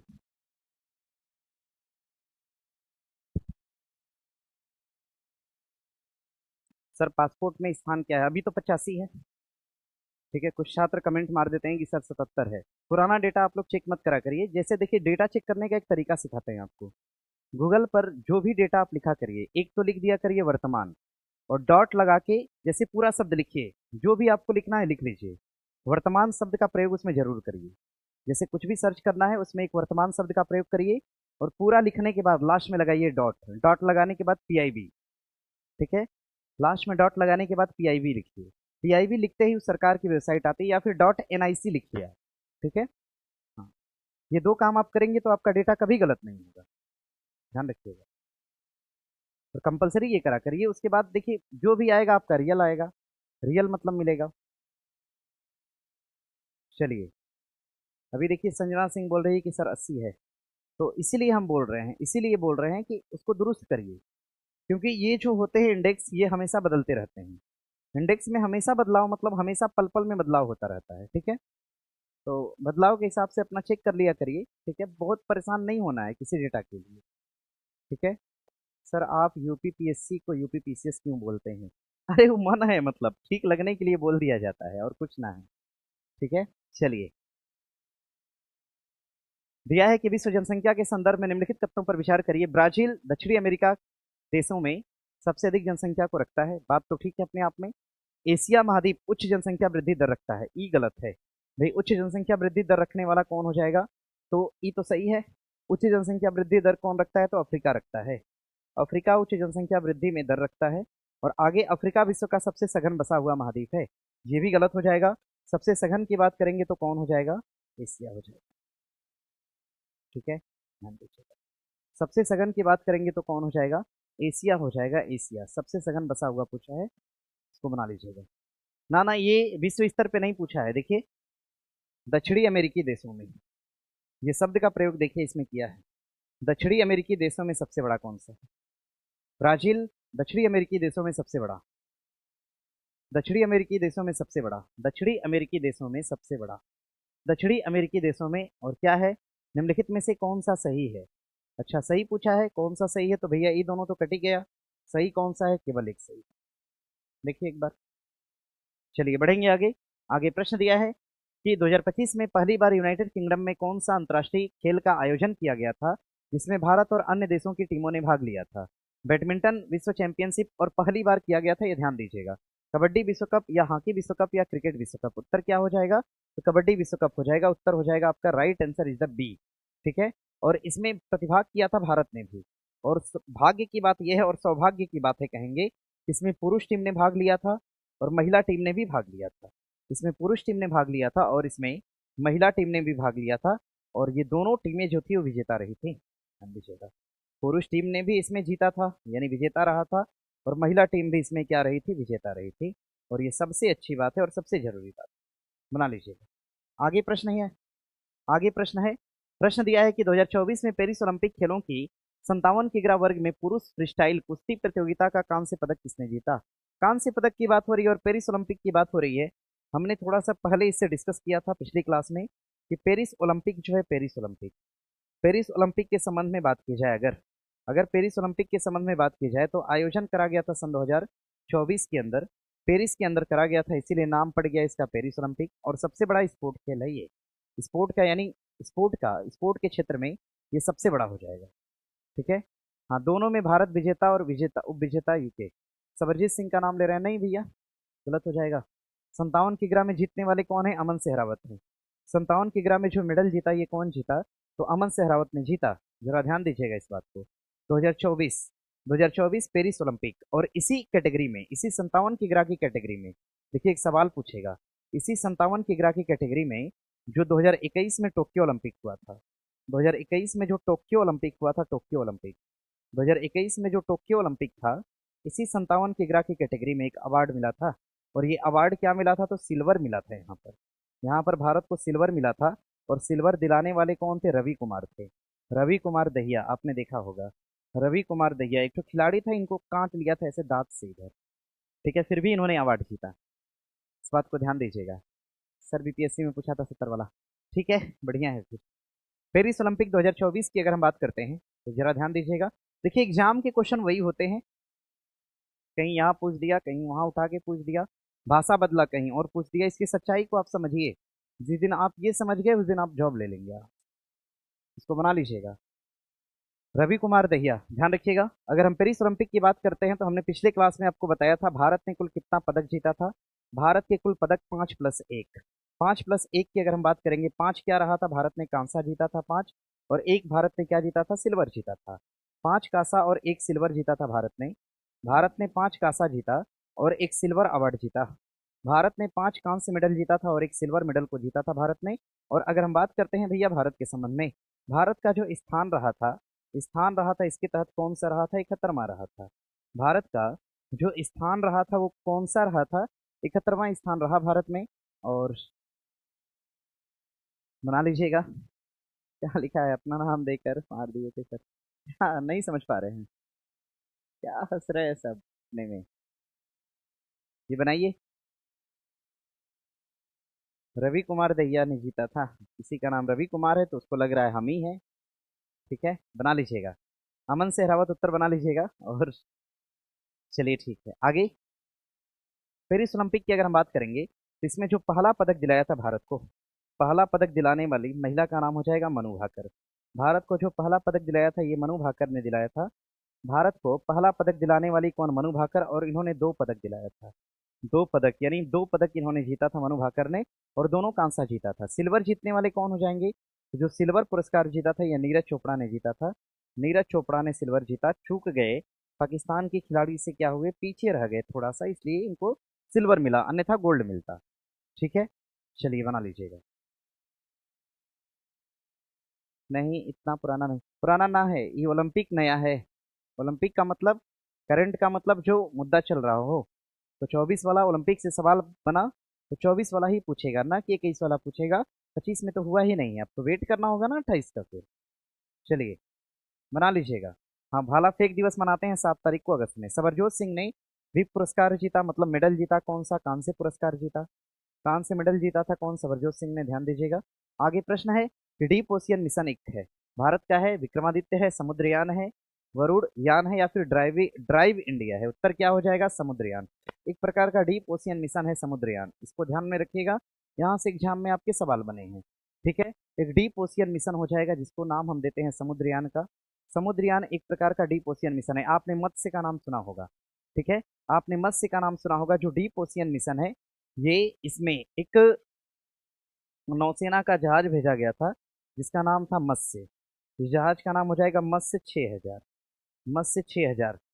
मत्स्य 6000 नौसेना का एक जहाज था। ध्यान रखिएगा, ये इतना गहरा जाने के लिए तैयार किया गया था जिसका नाम ही था मत्स्य 6000। इसका प्रयोग करा गया था कहाँ पर? तो समुद्रयान के तहत इसका प्रयोग करा गया। मत्स्य 6000 इसका मूल नाम था एक तरह से देखा जाए तो। ये ध्यान दीजिएगा, यहाँ से एग्जाम में है सवाल, यहाँ से एग्जाम में है सवाल। ठीक है, अब देखिए विक्रमादित्य की अगर हम बात करते हैं, विक्रमादित्य, ठीक है, विक्रमादित्य के संबंध में ध्यान कैसे रखेंगे? तो इसमें एक पहला सवाल पढ़िए। सवाल ये है कि प्रश्न करेगा भारत का पहला और सबसे बड़ा, सबसे बड़ा विमान वाहक पोत, भारत का पहला और सबसे बड़ा विमान वाहक स्वदेशी शब्द जोड़ देते हैं, सब इंक्लूड हो जाएगा। स्वदेशी पोत, भारत का पहला और सबसे बड़ा विमान वाहक स्वदेशी पोत। पहला भी पूछेगा तो भी, विमान वाहक भी पूछेगा तो भी, पहला और सबसे बड़ा विमान वाहक स्वदेशी पोत, ये पोत कौन सा हो जाएगा? इसका नाम हो जाएगा आईएनएस विक्रांत। इसका नाम क्या होगा? आईएनएस विक्रांत। आईएनएस विक्रांत से बहुत सारा राज है यार दोस्त, ठीक है, इसको जानना होगा आपको। आईएनएस विक्रांत से बहुत सारा राज है, ध्यान दीजिएगा। राज की बात क्या है? तो आईएनएस विक्रांत का निर्माण करा गया था। आईएनएस विक्रांत का जो निर्माण किया गया था ये कोच्चिन शिपयार्ड से करा गया था। इसका निर्माण करा गया था कहाँ से? कोच्चिन शिपयार्ड से। आईएनएस विक्रांत का निर्माण करा गया था कहाँ से? तो कोच्चिन शिपयार्ड से इसका निर्माण किया गया। इसका जलावरण कहाँ से करा गया था? आईएनएस विक्रांत का जो जलावरण था, ये जलावरण कहाँ से करा गया था? महाराष्ट्र से। कहाँ से? देखिए महाराष्ट्र की गोवा। इसका जलावरण कहाँ से करा गया था आईएनएस विक्रांत का? इसको एक बार कमेंट में बताइए सब लोग। अगर हम बात करते हैं आईएनएस विक्रांत, प्रधानमंत्री ने दीपावली मनाया, प्रधानमंत्री ने दीपावली का त्यौहार कहाँ पर मनाया? तो दीपावली मनाया, प्रधानमंत्री ने दीपावली मनाया कहाँ पर मनाया? तो आईएनएस विक्रांत पर मनाया। प्रधानमंत्री ने दीपावली मनाया कहाँ पर? तो आईएनएस विक्रांत। इसका जलावरण कहाँ से करा गया था? महाराष्ट्र के तट से करा गया था कि गोवा के तट से करा? बताइए।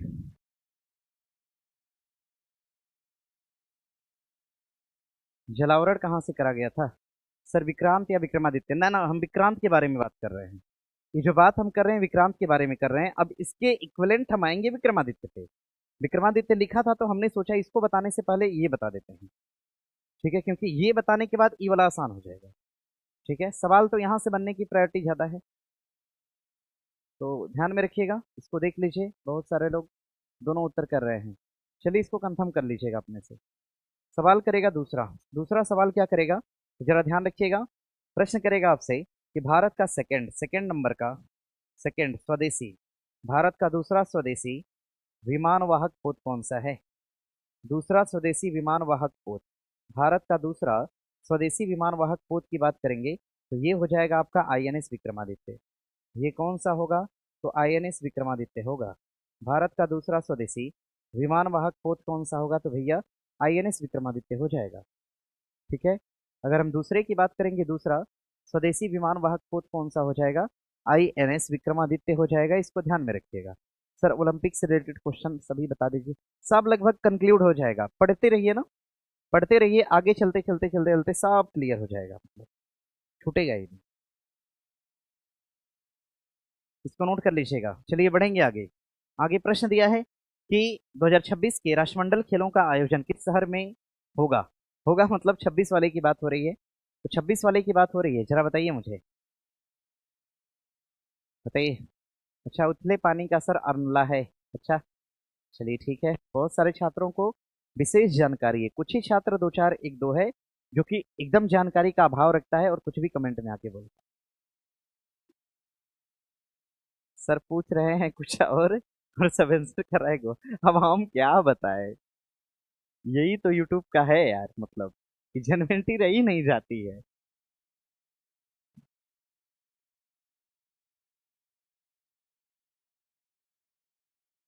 चलिए, उत्तर सबका आ रहा है तेजी से, गोवा। और कुछ लोग इस, सॉरी, ग्लासगो। और कुछ लोग इसमें भी कुछ और बोल रहे हैं, अजीब हो जाता है। चलिए ठीक है, बना लीजिएगा। देखिए है क्या कि अगर हम राष्ट्रमंडल की बात करते हैं, राष्ट्रमंडल, राष्ट्रमंडल की बात करेंगे भैया, राष्ट्रमंडल खेल, राष्ट्रमंडल खेल के संबंध में देखिए सवाल अगर बनेगा तो ध्यान दीजिएगा। 1930, 1930 के अंदर पहले राष्ट्रमंडल खेल का आयोजन करा गया था। कहाँ पर करा गया था? हैमिल्टन के अंदर करा गया था। हैमिल्टन कनाडा के अंदर राष्ट्रमंडल खेलों का आयोजन करा गया और ये पहला खेल था। ठीक है, राष्ट्रमंडल खेलों के संबंध में पूछेगा 2022 वाला गेम कहाँ पे होता है, तो 2022 वाला जो खेल हुआ था ये बर्मिंघम के अंदर हुआ था। ये खेल बर्मिंघम बर्मिंघम के अंदर हुआ और 2022 के बाद 4 साल बाद यानी कब 26 में 26 वाला खेल कहाँ पर, ग्लासगो के अंदर। और ग्लासगो से ये घोषणा करी गई, ग्लासगो से ग्लासगो से ये घोषणा करी गई कि अगला जो होगा, अगला अगला मतलब कब, सन 2030 का। सन 2030 वाला कहाँ पे होगा, तो ये भारत के अंदर होगा। भारत के कहाँ पे, किस शहर में होगा, तो अहमदाबाद शहर में होगा। भारत के अहमदाबाद में होगा, इस तरह की घोषणा करी गई। और ये घोषणा कहाँ से करी गई, तो ग्लासगो से करी गई। इसको ध्यान रखिएगा, हैमिल्टन कनाडा। ठीक है, बना लीजिएगा। सब चीज दिया हुआ है और सब मैंने बता दिया लगभग। आगे प्रश्न है कि वर्ष 2025 में विज्ञान और इंजीनियरिंग के क्षेत्र में पद्म भूषण से सम्मानित विनोद धाम को किसके विकास में उनकी भूमिका के लिए जाना जाता है। पेंटियम चिप को बनाया था, रिस्क संगणना बनाया था, या जी लॉग प्रोसेसर बनाया था, स्पार्क प्रणाली को बनाया था। अब लगाइए इस पे इंपॉर्टेंट सवाल। तो देखने में अटपटा लग रहा होगा लेकिन है बहुत जरूरी। जरूरी इसलिए कि इस सवाल को 2 जगह पूछा। इस क्वेश्चन को एग्जाम में, रिसेंटली एग्जाम में 2025 में इसको 2 जगह पूछा। इस परीक्षा को 2025 में 2 स्थान पे पूछा, 2 जगह पे पूछा। ध्यान दीजिएगा। अगर हम बात करेंगे पेंटियम चिप के जनक, पेंटियम चिप के जनक, पेंटियम चिप क्या है सारी जानकारी देंगे। पेंटियम चिप, पेंटियम चिप के जनक के बारे में पूछेगा। पेंटियम चिप के जनक कौन हो जाएंगे, जनक, तो जरा ध्यान दीजिएगा। पेंटियम चिप के जनक कौन हो जाएंगे, तो इनका नाम हो जाएगा विनोद धाम। पेंटियम चिप के जनक कौन हो जाएंगे, तो विनोद धाम साहब हैं पेंटियम चिप के जनक। विनोद धाम हो जाएंगे पेंटियम चिप के जनक। सेम सवाल आईवी में था पीछे, सेम सवाल यहाँ पे है, एक परीक्षा में और कहीं था। मतलब 2 से 3 जगह, 2 जगह तो मैंने खुद देखा है और वेरीफाई किया है इसको। ठीक है, पेंटियम चिप के जनक हो जाएंगे विनोद धाम। इस समय जो 90% कंप्यूटर हैं, 90% जो कंप्यूटर हैं अभी रिसेंटली, 90% जो रिसेंटली कंप्यूटर हैं ये किसके द्वारा संचालित हैं, तो इन्हीं के द्वारा संचालित हैं। पेंटियम चिप द्वारा संचालित है 90% अभी कंप्यूटर। यहाँ से एक सवाल बना हुआ है। ठीक है, जैसे जॉन मैकार्थी आपने याद किया है सवाल बनता है, उसी तरह से पेंटियम चिप से सवाल बनेगा। तो आप लोग को याद होना चाहिए, मतलब याद रखिएगा, याद रखिएगा इसको। ठीक है, चलिए चलिए बढ़ा जाए आगे। आगे बढ़ेंगे। स्वराष्ट्रमंडल को ही कॉमनवेल्थ बोलते हैं क्या, एकदम बोलते हैं, लिख दें क्या, कहाँ गया, इसी को कॉमनवेल्थ कहा गया, इसी को कॉमनवेल्थ के नाम से भी जाना गया। राष्ट्रमंडल को ही कॉमनवेल्थ कहा गया था। ये देख लीजिएगा, देख लिया सबने। आगे देखिए, भारत के चंद्रयान 3 ने चंद्रमा पर सॉफ्ट लैंडिंग करी, जिससे भारत ऐसा करने वाला देश बना है। कौन सा देश बना है, जरा कमेंट में जवाब करिएगा। भारत ऐसा करने वाला देश, सॉफ्ट लैंडिंग करा, भारत ऐसा करने वाला देश कौन सा बना है, तो भैया चंद्रमा पर भारत जो है, ध्यान रखिएगा, लैंडिंग करने वाला पूछेगा, खाली लैंडिंग, लैंडिंग करने वाला पूछेगा, लैंडिंग, लैंडिंग करने वाला देश कौन सा बना है, और दक्षिणी छोर पे उतरने वाला देश कौन सा, चंद्रमा के दक्षिणी छोर पर उतरने वाला, चंद्रमा के दक्षिणी छोर पर उतरने वाला देश कौन सा, चंद्रमा के दक्षिणी छोर पर उतरने वाला देश कौन सा बना है, चौथा बना है, सभी लोग बोल रहे हैं। ठीक है, ध्यान रखिएगा। अगर बात करेंगे कि भारत लैंडिंग करने वाला यानी सॉफ्ट लैंडिंग करने वाला देश कौन सा बना है, चौथा बना है। सॉफ्ट लैंडिंग करने वाला, सॉफ्ट लैंडिंग करने वाला चंद्रमा पे देश कौन सा बना है, चौथा बना है। अब जो दिया है उसके हिसाब से उत्तर क्या हो जाएगा, 4 हो जाएगा। लेकिन लेकिन सवाल करेगा आपसे कि दक्षिणी छोर पे उतरने वाला कौन सा देश बना है, तो पहला बना है।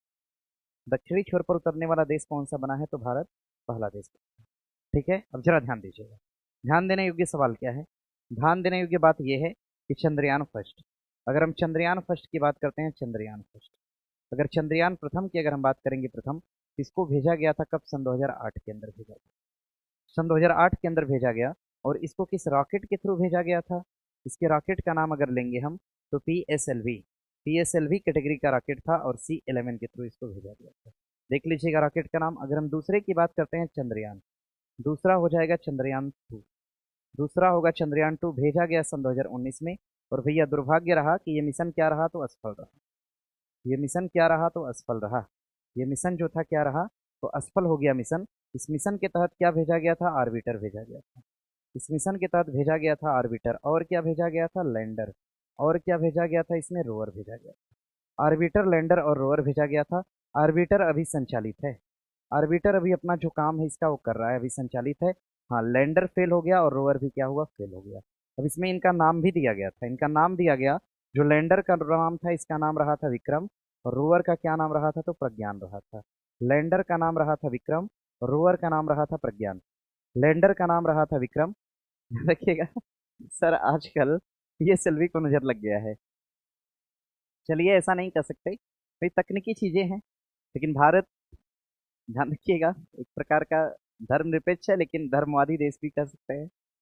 तो चीजों को थोड़ा सा धर्म से मान्यता रखता है कि किस्मत खराब चल रही है या फला वाला।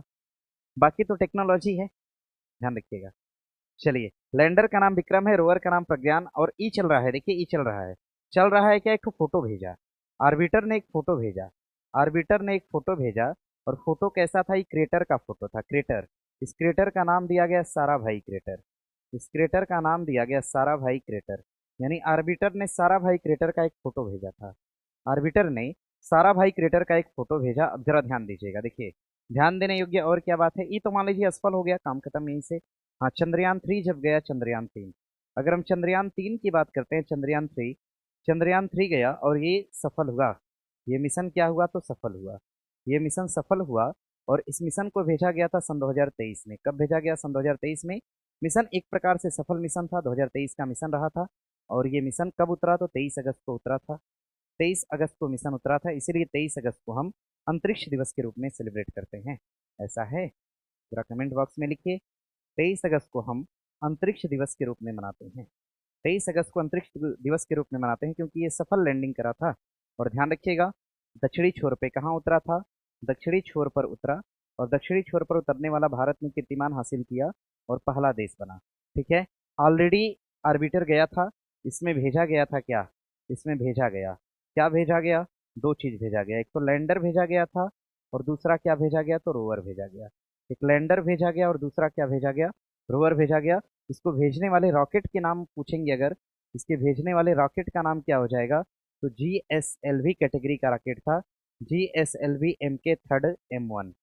GSLV MK3 M1 नामक रॉकेट से इसको क्या करा गया था, भेजा गया था। ध्यान रखिएगा, GSLV M1 नामक रॉकेट से इसको क्या करा गया, भेजा गया। इस बात को ध्यान दीजिएगा। आगे देखिए, सवाल और बनेगा।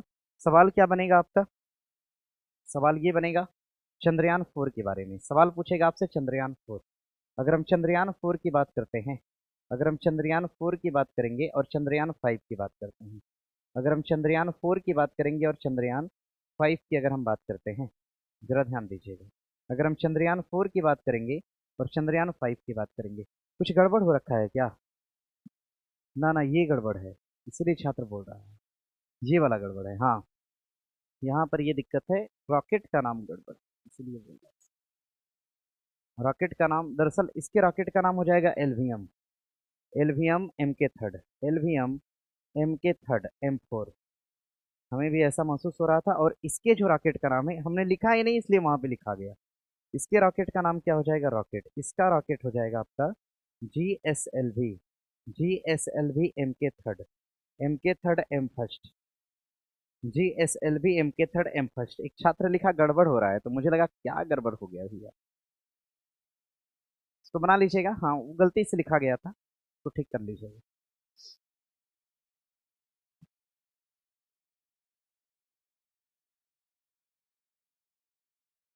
इसको नोट कर लीजिएगा।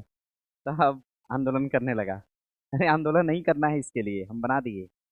आंदोलन इसके लिए नहीं करना है, बना दिए हम। ठीक है सर, पता नहीं था आपका क्लास यूट्यूब पे भी होता है। ना ना, होता नहीं है बस बस है। हो सकता है आज या कल तक हो बस।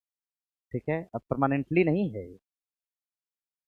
इसको बना लीजिएगा। अरे आप ही लोग के लिए आना हुआ, नहीं तो यूट्यूब से तो मेरी बहुत, मतलब काफी लंबी दूरी है। चलिए आगे, आगे देखिए, इसमें कुछ और बताने वाले थे हम। क्या बताने वाले थे, चंद्रयान 4। चंद्रयान 4 का टारगेट बताइए तो मुझे। चंद्रयान 4 का टारगेट क्या होगा, चंद्रयान 4 का टारगेट क्या हो जाएगा, इसका टारगेट बताइए। और ये चंद्रयान 5 तो लुपेक्स है, क्या है, लुपेक्स है ना, ये तो लुपेक्स है। लुपेक्स का मतलब ये किसके साथ मिलकर भेजा जा रहा है, इसमें भारत के साथ शामिल कौन है, तो जापान है। लुपेक्स में भारत के साथ शामिल कौन हो जाएगा, तो जापान हो जाएगा। बना लीजिए, इसको देख लीजिएगा।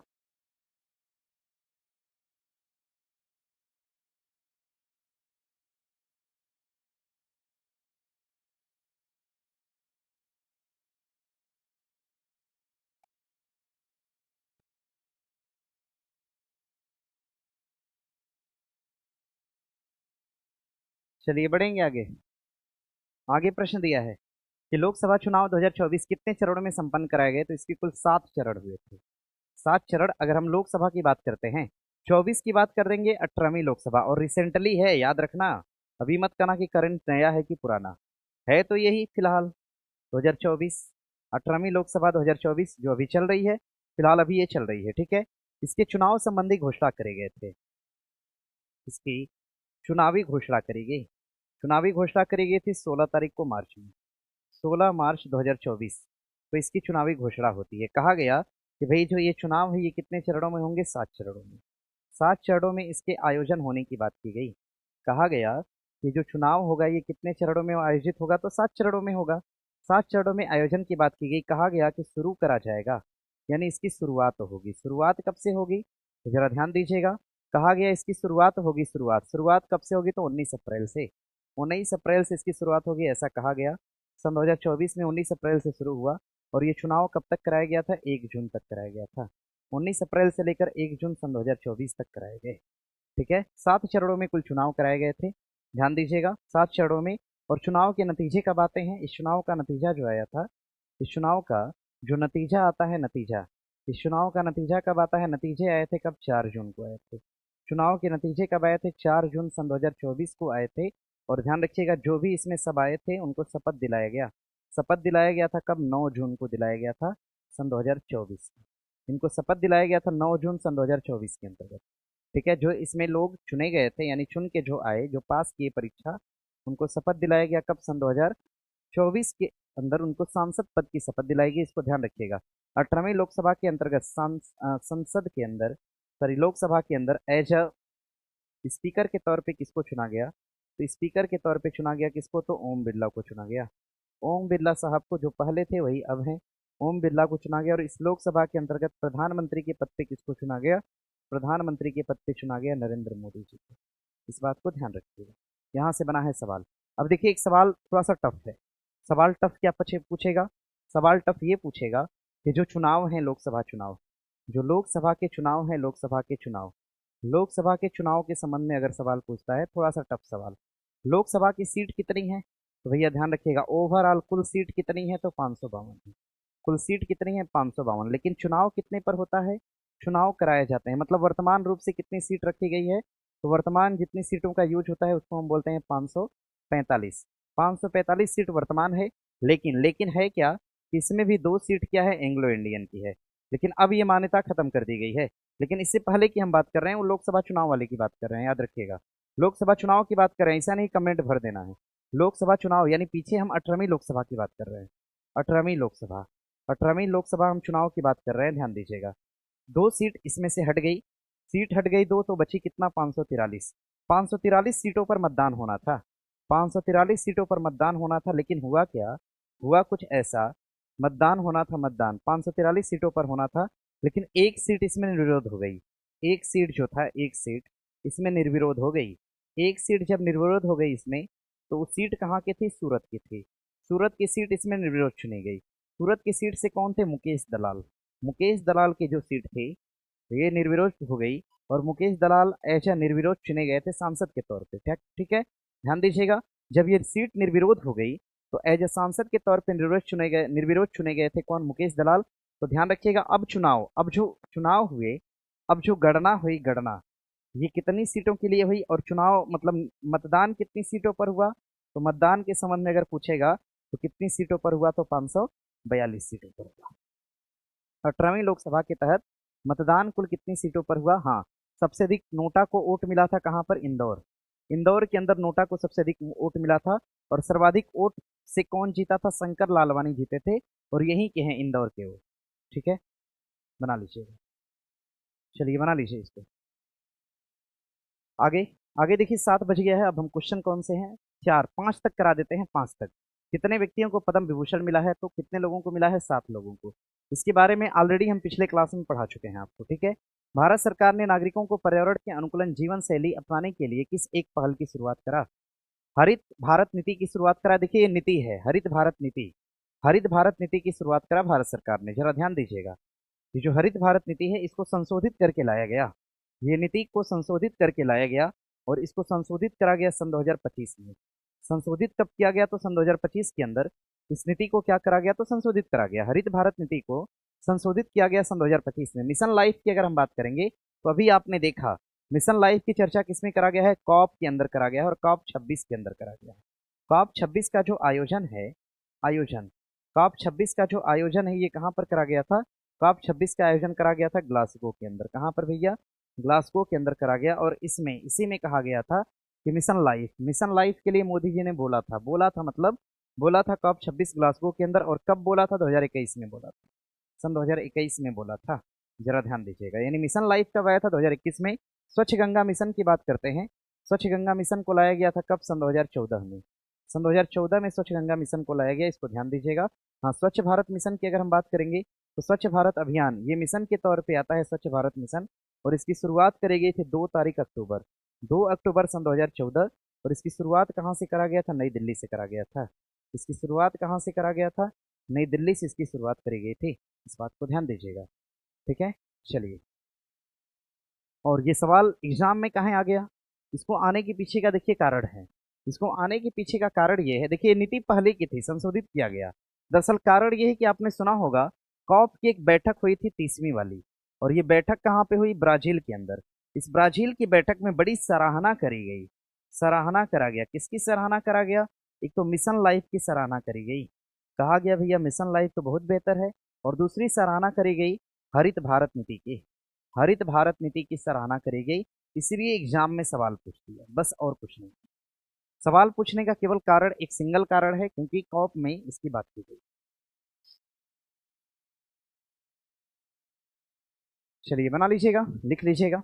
और टेस्ट आपने दिया होगा, टेस्ट का क्लास होगा आज? होगा। चलिए ठीक है, क्लास का तो मुझे खैर कंफर्म जानकारी नहीं है, संभवतः होना चाहिए, शेड्यूल में है तो। और आज की क्लास में यही आपसे विदा लेंगे और मिलेंगे आपसे कल। और कल का समय जो होगा वही सेम टाइम होगा आपका, 11 से 2। 11 से 2 के लिए आएंगे और सेकेंड टर्न इसी टाइम आएंगे, मतलब 5 से 7 के लिए आएंगे, ठीक है। और आते हैं कल, देखते हैं इसको कल कवर करवा देते हैं, कंप्लीट करवा देते हैं, ठीक है। और ठीक है, बाकी मेहनत करिए आप लोग, ठीक है, अच्छे से मेहनत करिए। और मेहनत कर लीजिएगा इन्हीं सब प्रश्नों के साथ जो अभी आपको हम पढ़ा रहे हैं। और जितना भी मैंने पढ़ाया है उन सभी प्रश्नों के साथ एग्जाम बाद खुद ही आपसे हम मिलेंगे। तो वहाँ पर फिर हमसे सवाल जवाब करिएगा, एकदम आराम से सवाल भी होगा और उसका जवाब भी दिया जाएगा। बाकी अभी के लिए तो रिक्वेस्ट है आप लोग से, और भाई रिक्वेस्ट करेंगे और हाथ जोड़ के रिक्वेस्ट करेंगे कि पढ़ाई करिए, क्योंकि इससे बेहतर कुछ नहीं है, ठीक है। क्योंकि हम सभी लोग मिडिल क्लास फैमिली से आते हैं और हमारा केवल एक उद्देश्य है पढ़ाई करना, और हमारा उद्देश्य है पढ़ाना आपको, ठीक है। तो दोनों लोग अपने उद्देश्यों के लिए लगे रहिए, बहुत मेहनत आप लोग के लिए होती है, ठीक है। चलिए, आपको पता नहीं हुआ कि एग्जाम कितना हुआ बिहार में, कहाँ कितना एग्जाम हुआ, हमने उस एग्जाम के क्वेश्चन को दिखा दिया आपको, ठीक है। तो अपने आप में सारी चीज़ें बिना मेहनत के देखिए कुछ नहीं मिलता है, ठीक है। मेहनत करिए और पढ़ाई करिए, ठीक है। चलिए मिलेंगे आपसे, और आज के लिए इतना ही। फिलहाल क्लास में बने रहने के लिए धन्यवाद।